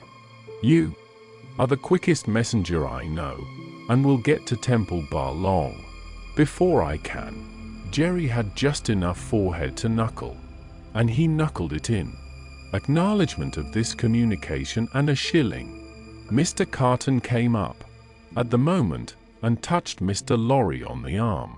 "How is the young lady?" "She is greatly distressed, but her father is comforting her, and she feels the better for being out of court. I'll tell the prisoner so. It won't do for a respectable bank gentleman like you to be seen speaking to him publicly, you know." Mr. Lorry reddened as if he were conscious of having debated the point in his mind, and Mr. Carton made his way to the outside of the bar. The way out of court lay in that direction, and Jerry followed him, all eyes, ears, and spikes. "Mr. Darnay," the prisoner came forward directly, "you will naturally be anxious to hear of the witness, Miss Manette. She will do very well. You have seen the worst of her agitation. I am deeply sorry to have been the cause of it. Could you tell her so? For me, with my fervent acknowledgments. Yes, I could. I will, if you ask it. Mr. Carton's manner was so careless as to be almost insolent. He stood, half turned from the prisoner, lounging with his elbow against the bar. I do ask it. Accept my cordial thanks. What, said Carton, still only half turned towards him, do you expect? Mr. Darnay. The worst. It's the wisest thing to expect, and the likeliest. But I think withdrawing is in your favor. Loitering on the way out of court not being allowed, Jerry heard no more, but left them so like each other in feature, so unlike each other. In manner standing side by side, both reflected in the glass above them. An hour and a half limped heavily away in the thief and rascal crowded passages below, even though assisted off with mutton pies and ale. The horse messenger, uncomfortably seated on a form after taking that refection, had dropped into a doze, when a loud murmur and a rapid tide of people setting up the stairs that led to the court carried him along with them. Jerry! Jerry! Mr. Lorry was already calling at the door when he got there. Here, sir. It's a fight to get back again. Here I am, sir. Mr. Lorry handed him a paper through the throng. Quick! Have you got it? Yes, sir. Hastily written on the paper was the word acquitted. If you had sent the message, recalled to life, again, muttered Jerry, as he turned, I should have known what you meant, this time. He had no opportunity of saying, or so much as thinking, anything else, until he was clear of the Old Bailey, for the crowd came pouring out, with a vehemence that nearly took him off his legs, and a loud buzz swept into the street as if the baffled blue flies were dispersing in search of other carrion. Chapter 4. Congratulatory. From the dimly lighted passages of the court, the last sediment of the human stew that had been boiling there all day was straining off, when Dr. Manette, Lucie Manette, his daughter, Mr. Lorry, the solicitor for the defense, and its counsel, Mr. Stryver, stood gathered round Mr. Charles Darnay, just released, congratulating him on his escape from death. It would have been difficult by a far brighter light to recognize in Dr. Manette, intellectual of face and upright of bearing, the shoemaker of the garret in Paris. Yet no one could have looked at him twice without looking again, even though the opportunity of observation had not extended to the mournful cadence of his low, grave voice, and to the abstraction that overclouded him fitfully, without any apparent reason, while one external cause, and that a reference to his long, lingering agony, would always, as on the trial, evoke this condition. From the depths of his soul, it was also in its nature to arise of itself, and to draw a gloom over him, as incomprehensible to those unacquainted with his story as if they had seen the shadow of the actual Bastille thrown upon him by a summer sun, when the substance was 300 miles away. Only his daughter had the power of charming this black brooding from his mind.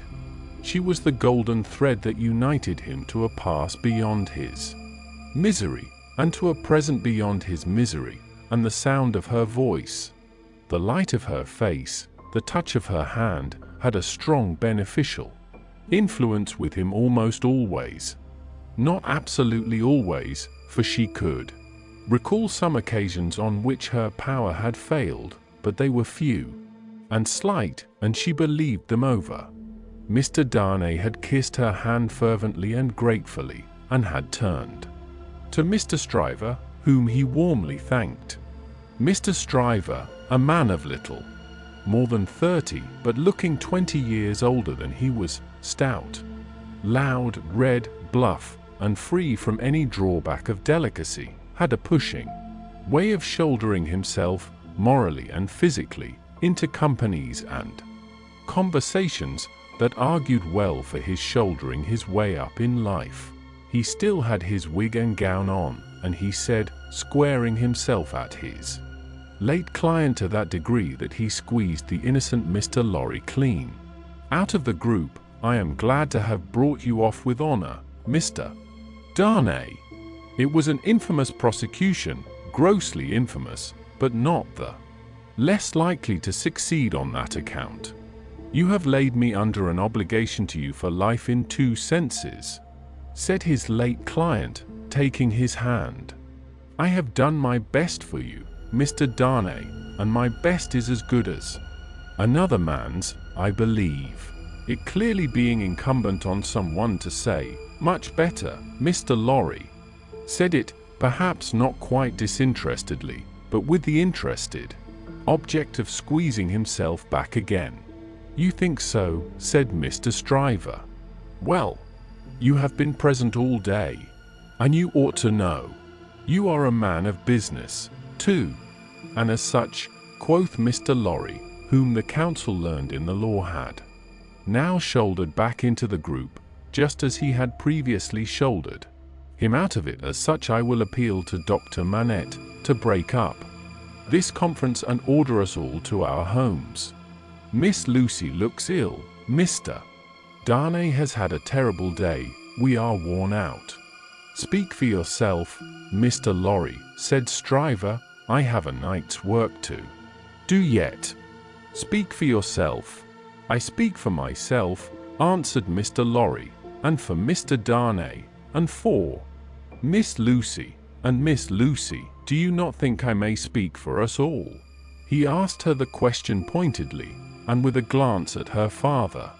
His face had become frozen, as it were, in a very curious look at Darnay, an intent look, deepening into a frown of dislike and distrust, not even unmixed with fear. With this strange expression on him, his thoughts had wandered away.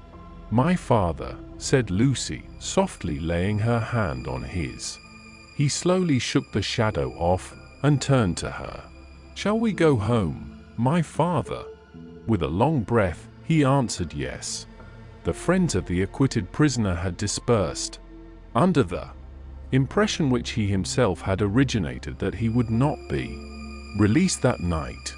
The lights were nearly all extinguished in the passages, the iron gates were being closed with a jar and a rattle, and the dismal place was deserted until tomorrow morning's interest of gallows, pillory, whipping post, and branding iron should repeople it. Walking between her father and Mr. Darnay, Lucie Manette passed into the open air. A hackney coach was called, and the father and daughter departed in it. Mr. Stryver had left them in the passages to shoulder his way back to the robing room.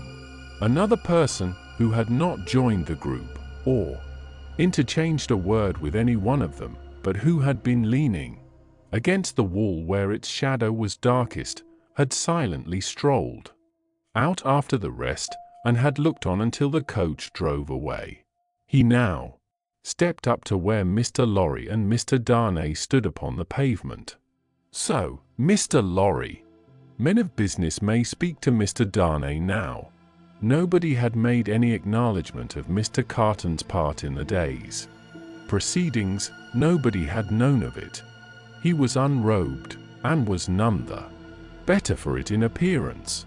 If you knew what a conflict goes on in the business mind, when the business mind is divided between good-natured impulse and business appearances, you would be amused, Mr. Darnay. Mr. Lorry reddened, and said, warmly, "You have mentioned that before, sir. We men of business, who serve a house, are not our own masters. We have to think of the house more than ourselves. Underscore I underscore no. Underscore I underscore no," rejoined Mr. Carton, carelessly. "Don't be nettled, Mr. Lorry. You are as good as another, I have no doubt, better, I dare say. And indeed, sir," pursued Mr. Lorry, not minding him. "I really don't know what you have to do with the matter. If you'll excuse me, as very much your elder, for saying so, I really don't know that it is your business." "Business? Bless you, I have no business," said Mr. Carton. "It is a pity you have not, sir." "I think so, too. If you had," pursued Mr. Lorry, "perhaps you would attend to it." "Lord love you, no, I shouldn't," said Mr. Carton. "Well, sir," cried Mr. Lorry, thoroughly heated by his indifference, "business is a very good thing, and a very respectable thing. And, sir, if business imposes its restraints and its silences and impediments, Mr. Darnay as a young gentleman of generosity knows how to make allowance for that circumstance. Mr. Darnay, good night. God bless you, sir. I hope you have been this day preserved for a prosperous and happy life." Chair there, perhaps a little angry with himself, as well as with the barrister, Mr. Lorry bustled into the chair, and was carried off to Tellson's. Carton, who smelt of port wine, and did not appear to be quite sober, laughed then, and turned to Darnay. "This is a strange chance that throws you and me together. This must be a strange night to you, standing alone here with your counterpart on these street stones." "I hardly seem yet," returned Charles Darnay, "to belong to this world. Again, I don't wonder at it. It's not so long since you were pretty far advanced on your way to another. You speak faintly. I begin to think I underscore faint. Then why the devil don't you dine?" "I dined, myself, while those numbskulls were deliberating which world you should belong to, this, or some other. Let me show you the nearest tavern to dine well at." Drawing his arm through his own, he took him down Ludgate Hill to Fleet Street, and so, up a covered way, into a tavern. Here, they were shown into a little room, where Charles Darnay was soon recruiting his strength with a good plain dinner and good wine, while Carton sat opposite to him at the same table, with his separate bottle of port before him, and his fully half-insolent manner upon him. "Do you feel, yet, that you belong to this terrestrial scheme again, Mr. Darnay? I am frightfully confused regarding time and place, but I am so far mended as to feel that it must be an immense satisfaction." He said it bitterly, and filled up his glass again, which was a large one. "As to me, the greatest desire I have is to forget that I belong to it. It has no good in it for me except wine like this, nor I for it. So we are not much alike in that particular. Indeed, I begin to think we are not much alike in any particular, you and I." Confused by the emotion of the day, and feeling his being therewith this double of coarse deportment to be like a dream, Charles Darnay was at a loss how to answer. Finally, answered not at all. "Now your dinner is done," Carton presently said, "why don't you call a health? Mr. Darnay, why don't you give your toast?" "What health? What toast?" "Why, it's on the tip of your tongue. It ought to be, it must be, I'll swear it's there. Miss Manette, then. Miss Manette, then." Looking his companion full in the face while he drank the toast, Carton flung his glass over his shoulder against the wall, where it shivered to pieces, then rang the bell, and ordered in another. "That's a fair young lady to hand to a coach in the dark, Mr. Darnay," he said, filling his new goblet. A slight frown and a laconic yes were the answer. "That's a fair young lady to be pitied by and wept for by. How does it feel? Is it worth being tried for one's life to be the object of such sympathy and compassion, Mr. Darnay?" Again Darnay answered not a word. "She was mightily pleased to have your message when I gave it her." "Not That she showed she was pleased, but I suppose she was. The allusion served as a timely reminder to Darnay that this disagreeable companion had, of his own free will, assisted him in the strait of the day. He turned the dialogue to that point, and thanked him for it. "I neither want any thanks, nor merit any," was the careless rejoinder. "It was nothing to do, in the first place, and I don't know why I did it, in the second. Mr. Darnay, let me ask you a question. Willingly, and a small return for your good offices. Do you think I particularly like you?" "Really, Mr. Carton," returned the other, oddly disconcerted, "I have not asked myself the question. But ask yourself the question now. You have acted as if you do, but I don't think you do." I don't think I do," said Carton. "I begin to have a very good opinion of your understanding. Nevertheless," pursued Darnay, rising to ring the bell, "there is nothing in that, I hope, to prevent my calling the reckoning an hour, parting without ill blood on either side." Carton rejoining, "Nothing in life." Darnay rang. "Do you call the whole reckoning?" said Carton. On his answering in the affirmative, "Then bring me another pint of this same wine, drawer, and come and wake me at 10. The bill being paid, Charles Darnay rose and wished him good night. Without returning the wish, Carton rose too, with something of a threat of defiance in his manner, and said, "A last word, Mr. Darnay. You think I am drunk. I think you have been drinking, Mr. Carton." "Think? You know I have been drinking. Since I must say so, I know it. Then you shall likewise know why. I am a disappointed drudge, sir. I care for no man on earth, and no man on earth cares for me. Much to be regretted. You might have used your talents better. Maybe so, Mr. Darnay, maybe not. Don't let your sober face elate you. However, you don't know what it may come to. Good night." When he was left alone, this strange being took up a candle, went to a glass that hung against the wall, and surveyed himself minutely in it. "Do you particularly like the man?" he muttered, at his own image. "Why should you particularly like a man who resembles you? There is nothing in you to like, you know that. Ah, confound you! What a change you have made in yourself! A good reason for taking to a man, that he shows you what you have fallen away from, and what you might have been. Change places with him, and would you have been looked at by those blue eyes as he was, and commiserated by that agitated face as he was? Come on, and have it out in plain words. You hate the fellow."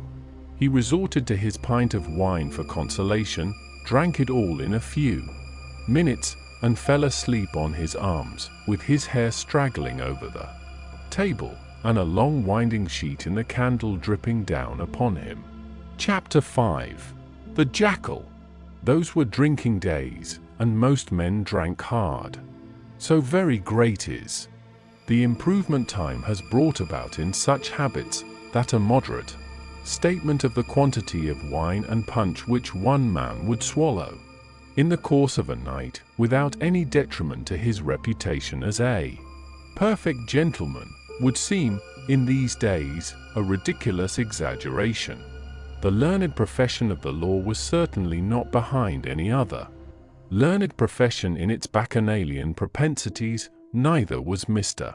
Stryver, already fast shouldering his way to a large and lucrative practice, behind his compeers in this particular, any more than in the drier parts of the legal race. A favourite at the Old Bailey, and eke at the sessions, Mr. Stryver had begun cautiously to hew away the lower staves of the ladder on which he mounted. Sessions and Old Bailey had now to summon their favourite, specially, to their longing arms, and shouldering itself towards the visage of the Lord Chief Justice in the Court of King's Bench, the florid countenance of Mr. Stryver might be daily seen, bursting out of the bed of wigs, like a great sunflower pushing its way at the sun from among a rank garden full of flaring companions. It had once been noted at the bar that while Mr. Stryver was a glib man, and an unscrupulous, and a ready, and a bold, he had not that faculty of extracting the essence from a heap of statements, which is among the most striking and necessary of the advocate's accomplishments. But a remarkable improvement came upon him as to this. The more business he got, the greater his power seemed to grow of getting at its pith and marrow, and however late at night he sat carousing with Sydney Carton, he always had his points at his fingers' ends in the morning.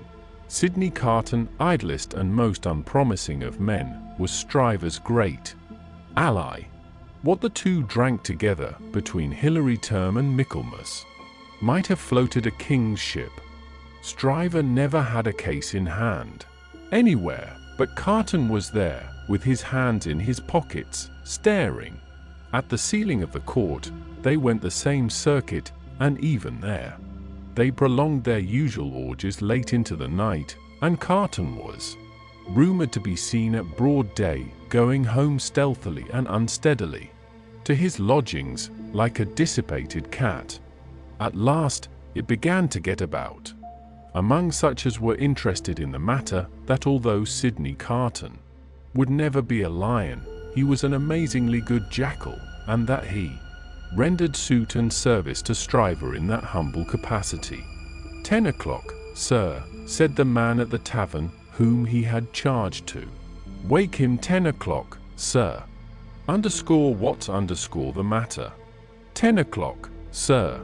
What do you mean? 10 o'clock at night. Yes, sir.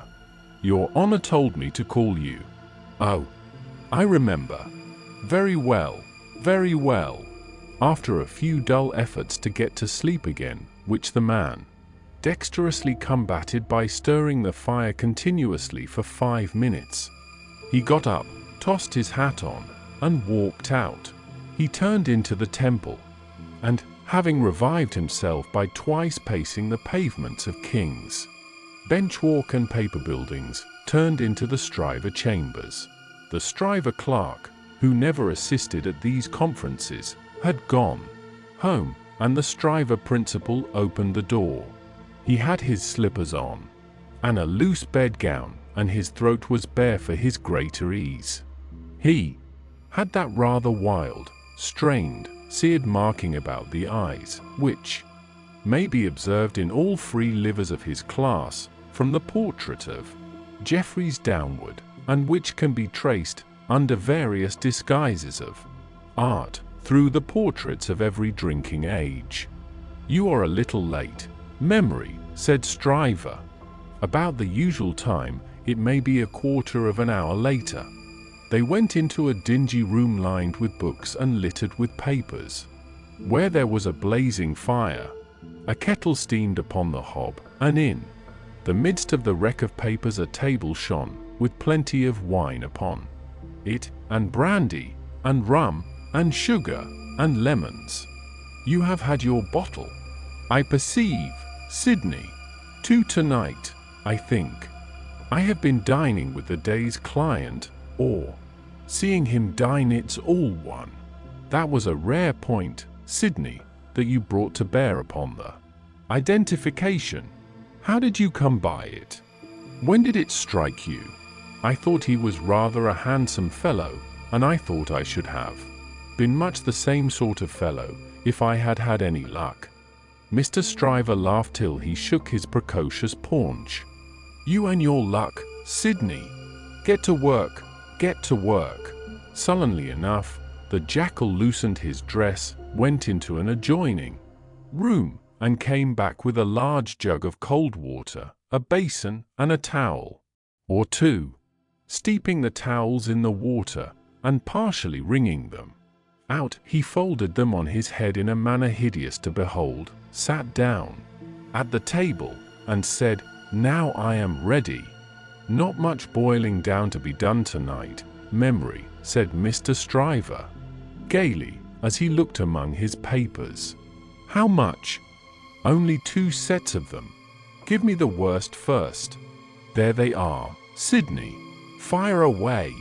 The lion then composed himself on his back on a sofa on one side of the drinking table, while the jackal sat at his own paper-bestrewn table, proper, on the other side of it, with the bottles and glasses ready to his hand.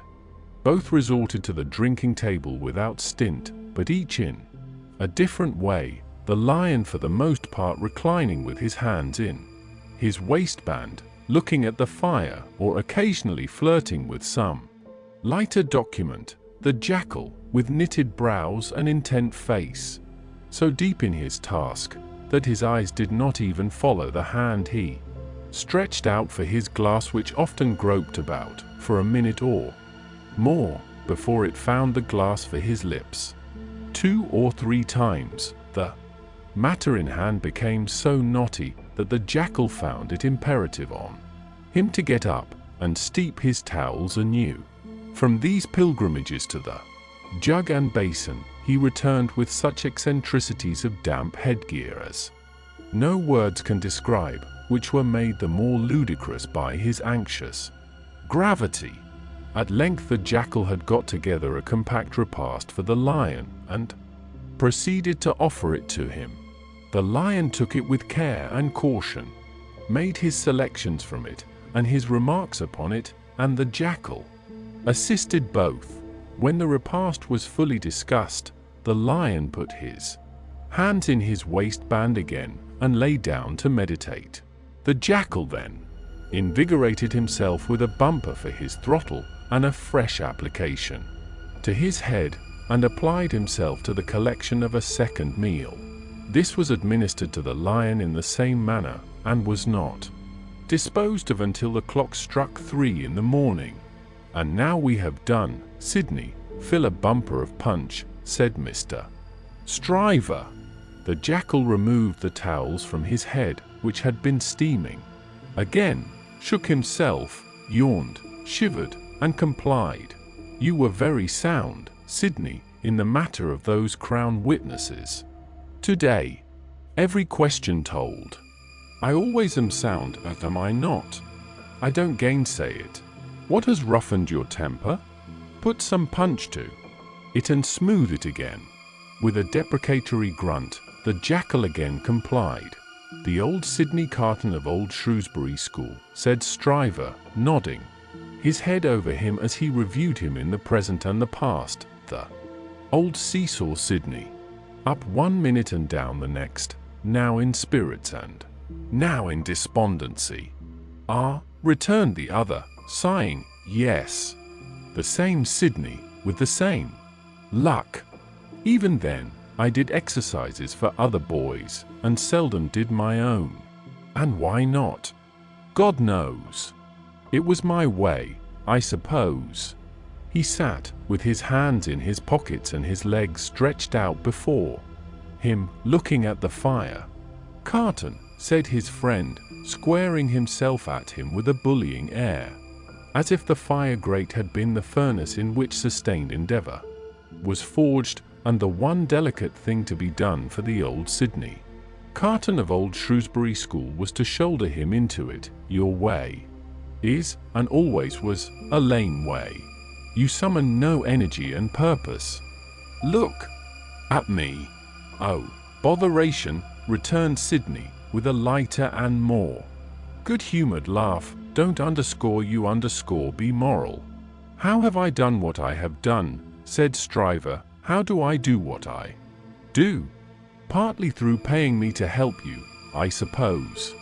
But it's not worth your while to apostrophize me, or the air, about it. What you want to do, you do. You were always in the front rank, and I was always behind. I had to get into the front rank. I was not born there, was I?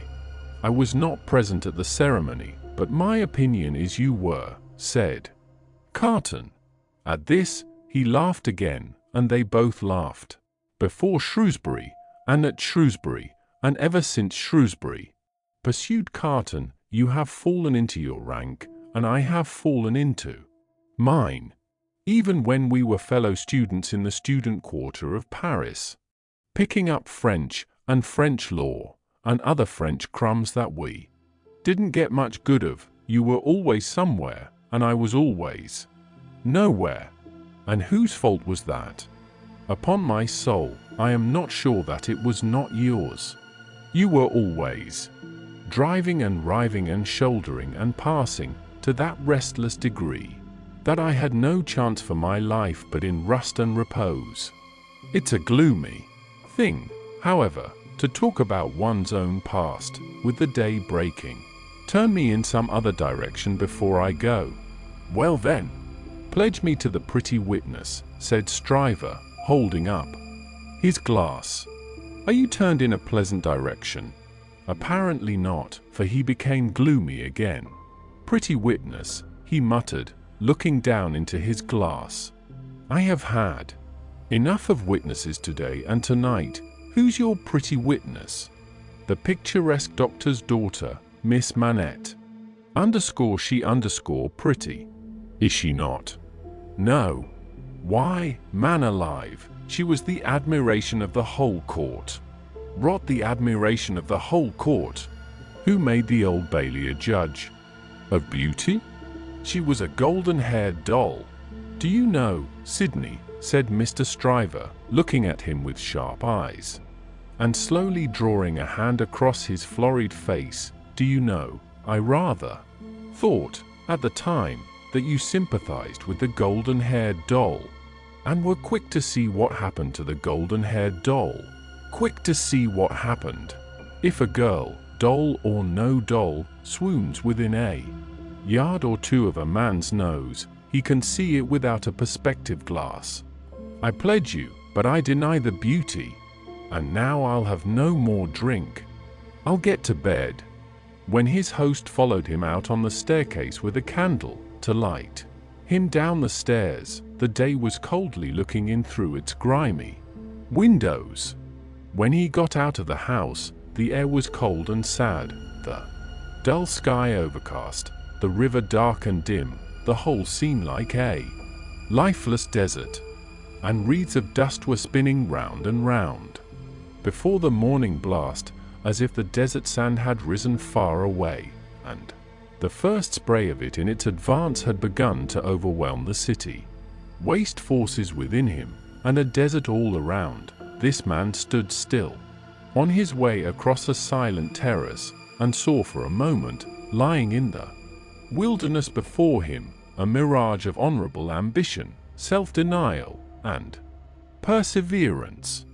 In the fair city of this vision, there were airy galleries, from which the loves and graces looked upon him, gardens in which the fruits of life hung ripening, waters of hope that sparkled in his sight.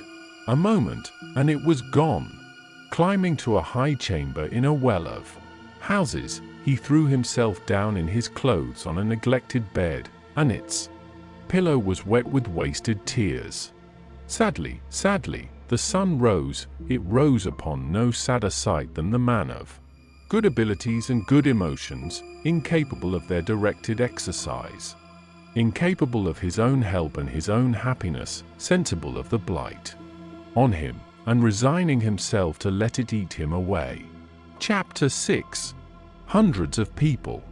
The quiet lodgings of Dr. Manette were in a quiet street corner not far from Soho Square, on the afternoon of a certain fine Sunday when the waves of 4 months had rolled over the trial for treason and carried it, as to the public interest and memory, far out to sea. Mr. Jarvis Lorry walked along the sunny streets from Clerkenwell where he lived, on his way to dine with the doctor.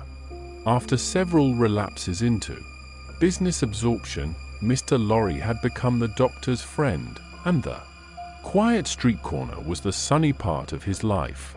On this certain fine Sunday, Mr. Lorry walked towards Soho early in the afternoon for 3 reasons of habit. Firstly, because on fine Sundays he often walked out before dinner with the doctor and Lucie. Secondly, because, on unfavorable Sundays, he was accustomed to be with them as the family friend, talking, reading, looking out of window, and generally getting through the day. Thirdly, because he happened to have his own little shrewd doubts to solve, and knew how the ways of the doctor's household pointed to that time as a likely time for solving them. A quainter corner than the corner where the doctor lived was not to be found in London. There was no way through it, and the front windows of the doctor's lodgings commanded a pleasant little vista of street that had a congenial air of retirement on it. There were few buildings then, north of the Oxford Road, and forest trees flourished, and wild flowers grew, and the hawthorn blossomed in the now vanished fields. As a consequence, country air circulated in Soho with vigorous freedom, instead of languishing into the parish like stray paupers without a settlement, and there was many a good south wall, not far off, on which the peaches ripened in their season. The summer light struck into the corner brilliantly in the earlier part of the day, but when the streets grew hot, the corner was in shadow, though not in shadow so remote but that you could see beyond it into a glare of brightness. It was a cool spot, staid but cheerful, a wonderful place for echoes, and a very harbour from the raging streets. There ought to have been a tranquil bark in such an anchorage, and there was. The doctor occupied 2 floors of a large stiff house, where several callings purported to be pursued by day, but whereof little was audible any day, and which was shunned by all of them at night. In a building at the back, attainable by a courtyard where a plane tree rustled its green leaves, church organs claimed to be made, and silver to be chased, and likewise gold to be beaten by some mysterious giant, who had a golden arm starting out of the wall of the front hall as if he had beaten himself precious, and menaced a similar conversion of all visitors. Very little of these trades, or of a lonely lodger rumoured to live upstairs, or of a dim coach trimming maker asserted to have a counting house below, was ever heard or seen. Occasionally, a stray workman putting his coat on traversed the hall, or a stranger peered about there, or a distant clink was heard across the courtyard, or a thump from the golden giant. These, however, were only the exceptions, required to prove the rule that the sparrows in the plane tree behind the house, and the echoes in the corner before it, had their own way, from Sunday morning unto Saturday night.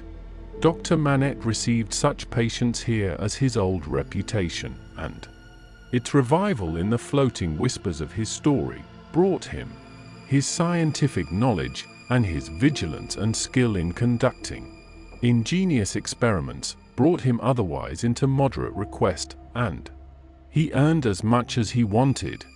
These things were within Mr. Jarvis Lorry's knowledge, thoughts, and notice, when he rang the doorbell of the tranquil house in the corner, on the fine Sunday afternoon. Dr. Manette at home. Expected home. Miss Lucie at home. Expected home. Miss Pross at home. Possibly at home, but of a certainty impossible for handmaid to anticipate intentions of Miss Pross as to admission or denial of the fact. As I am at home myself, said Mr. Lorry, I'll go upstairs. Although the doctor's daughter had known nothing of the country of her birth, she appeared to have innately derived from it that ability to make much of little means, which is one of its most useful and most agreeable characteristics. Simple as the furniture was, it was set off by so many little adornments of no value but for their taste and fancy, that its effect was delightful. The disposition of everything in the rooms, from the largest object to the least, the arrangement of colors, the elegant variety and contrast obtained by thrift in trifles, by delicate hands, clear eyes, and good sense, were at once so pleasant in themselves, and so expressive of their originator, that, as Mr. Lorry stood looking about him, the very chairs and tables seemed to ask him, with something of that peculiar expression which he knew so well by this time, whether he approved. There were 3 rooms on a floor, and the doors by which they communicated being put open that the air might pass freely through them. All, Mr. Lorry, smilingly observant of that fanciful resemblance which he detected all around him, walked from one to another. The first was the best room, and in it were Lucie's birds, and flowers, and books, and desk, and work table, and box of watercolors. The second was the doctor's consulting room, used also as the dining room. The third, changingly speckled by the rustle of the plane tree in the yard, was the doctor's bedroom, and there, in a corner, stood the disused shoemaker's bench and tray of tools, much as it had stood on the 5th floor of the dismal house by the wine shop in the suburb of Saint Antoine in Paris. I wonder, said Mr. Lorry, pausing in his looking about, that he keeps that reminder of his sufferings about him. And why wonder at that, was the abrupt inquiry that made him start. It proceeded from Miss Pross, the wild red woman, strong of hand, whose acquaintance he had first made at the Royal George Hotel at Dover, and had since improved. I should have thought Mr. Lorry began. Pooh! You'd have thought, said Miss Pross, and Mr. Lorry left off. How do you do? Inquired that lady then sharply, and yet as if to express that she bore him no malice. I am pretty well, I thank you, answered Mr. Lorry, with meekness. How are you? Nothing to boast of, said Miss Pross. Indeed? Ah, indeed, said Miss Pross. I am very much put out about my ladybird. Indeed? For gracious sake say something else besides indeed, or you'll fidget me to death, said Miss Pross, whose character, dissociated from stature, was shortness. Really, then, said Mr. Lorry, as an amendment. Really is bad enough, returned Miss Pross, but better. Yes, I am very much put out. May I ask the cause? I don't want dozens of people who are not at all worthy of Ladybird to come here looking after her, said Miss Pross. Doesn't come for that purpose. Hundreds, said Miss Pross. It was characteristic of this lady, as of some other people before her, time and since, that whenever her original proposition was questioned, she exaggerated it. Dear me, said Mr. Lorry, as the safest remark he could think of.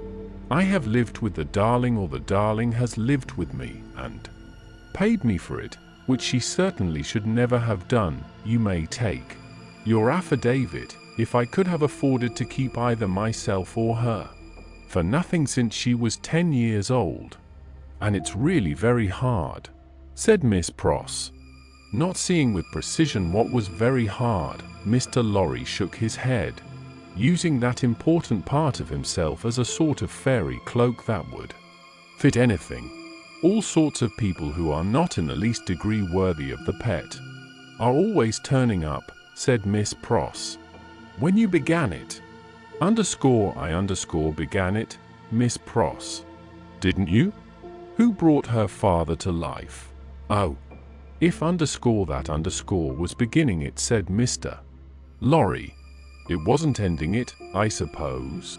I say, when you began it, it was hard enough, not that I have any fault to find with Dr. Manette, except that he is not worthy of such a daughter, which is no imputation on him, for it was not to be expected that anybody should be, under any circumstances. But it really is doubly and trebly hard to have crowds and multitudes of people turning up after him. I could have forgiven him to take Ladybird's affections away from me. Mr. Lorry knew Miss Pross to be very jealous, but he also knew her by this time to be, beneath the surface of her eccentricity, one of those unselfish creatures found only among women who will, for pure love and admiration, bind themselves willing slaves to youth when they have lost it, to beauty that they never had, to accomplishments that they were never fortunate enough to gain, to bright hopes that never shone upon their own somber lives. He knew enough of the world to know that there is nothing in it better than the faithful service of the heart, so rendered and so free from any mercenary taint. He had such an exalted respect for it, that in the retributive arrangements made by his own mind we all make such arrangements, more or less he stationed Miss Pross much nearer to the lower angels than many ladies immeasurably better got up both by nature and art, who had balances at Tellson's. There never was, nor will be, but one man worthy of Ladybird, said Miss Pross, and that was my brother Solomon, if he hadn't made a mistake in life. Here again, Mr. Lorry's inquiries into Miss Pross's personal history had established the fact that her brother Solomon was a heartless scoundrel, who had stripped her of everything she possessed as a stake to speculate with, and had abandoned her in her poverty forevermore, with no touch of compunction. Miss Pross's fidelity of belief in Solomon, deducting a mere trifle for this slight mistake, was quite a serious matter with Mr. Lorry, and had its weight in his good opinion of her.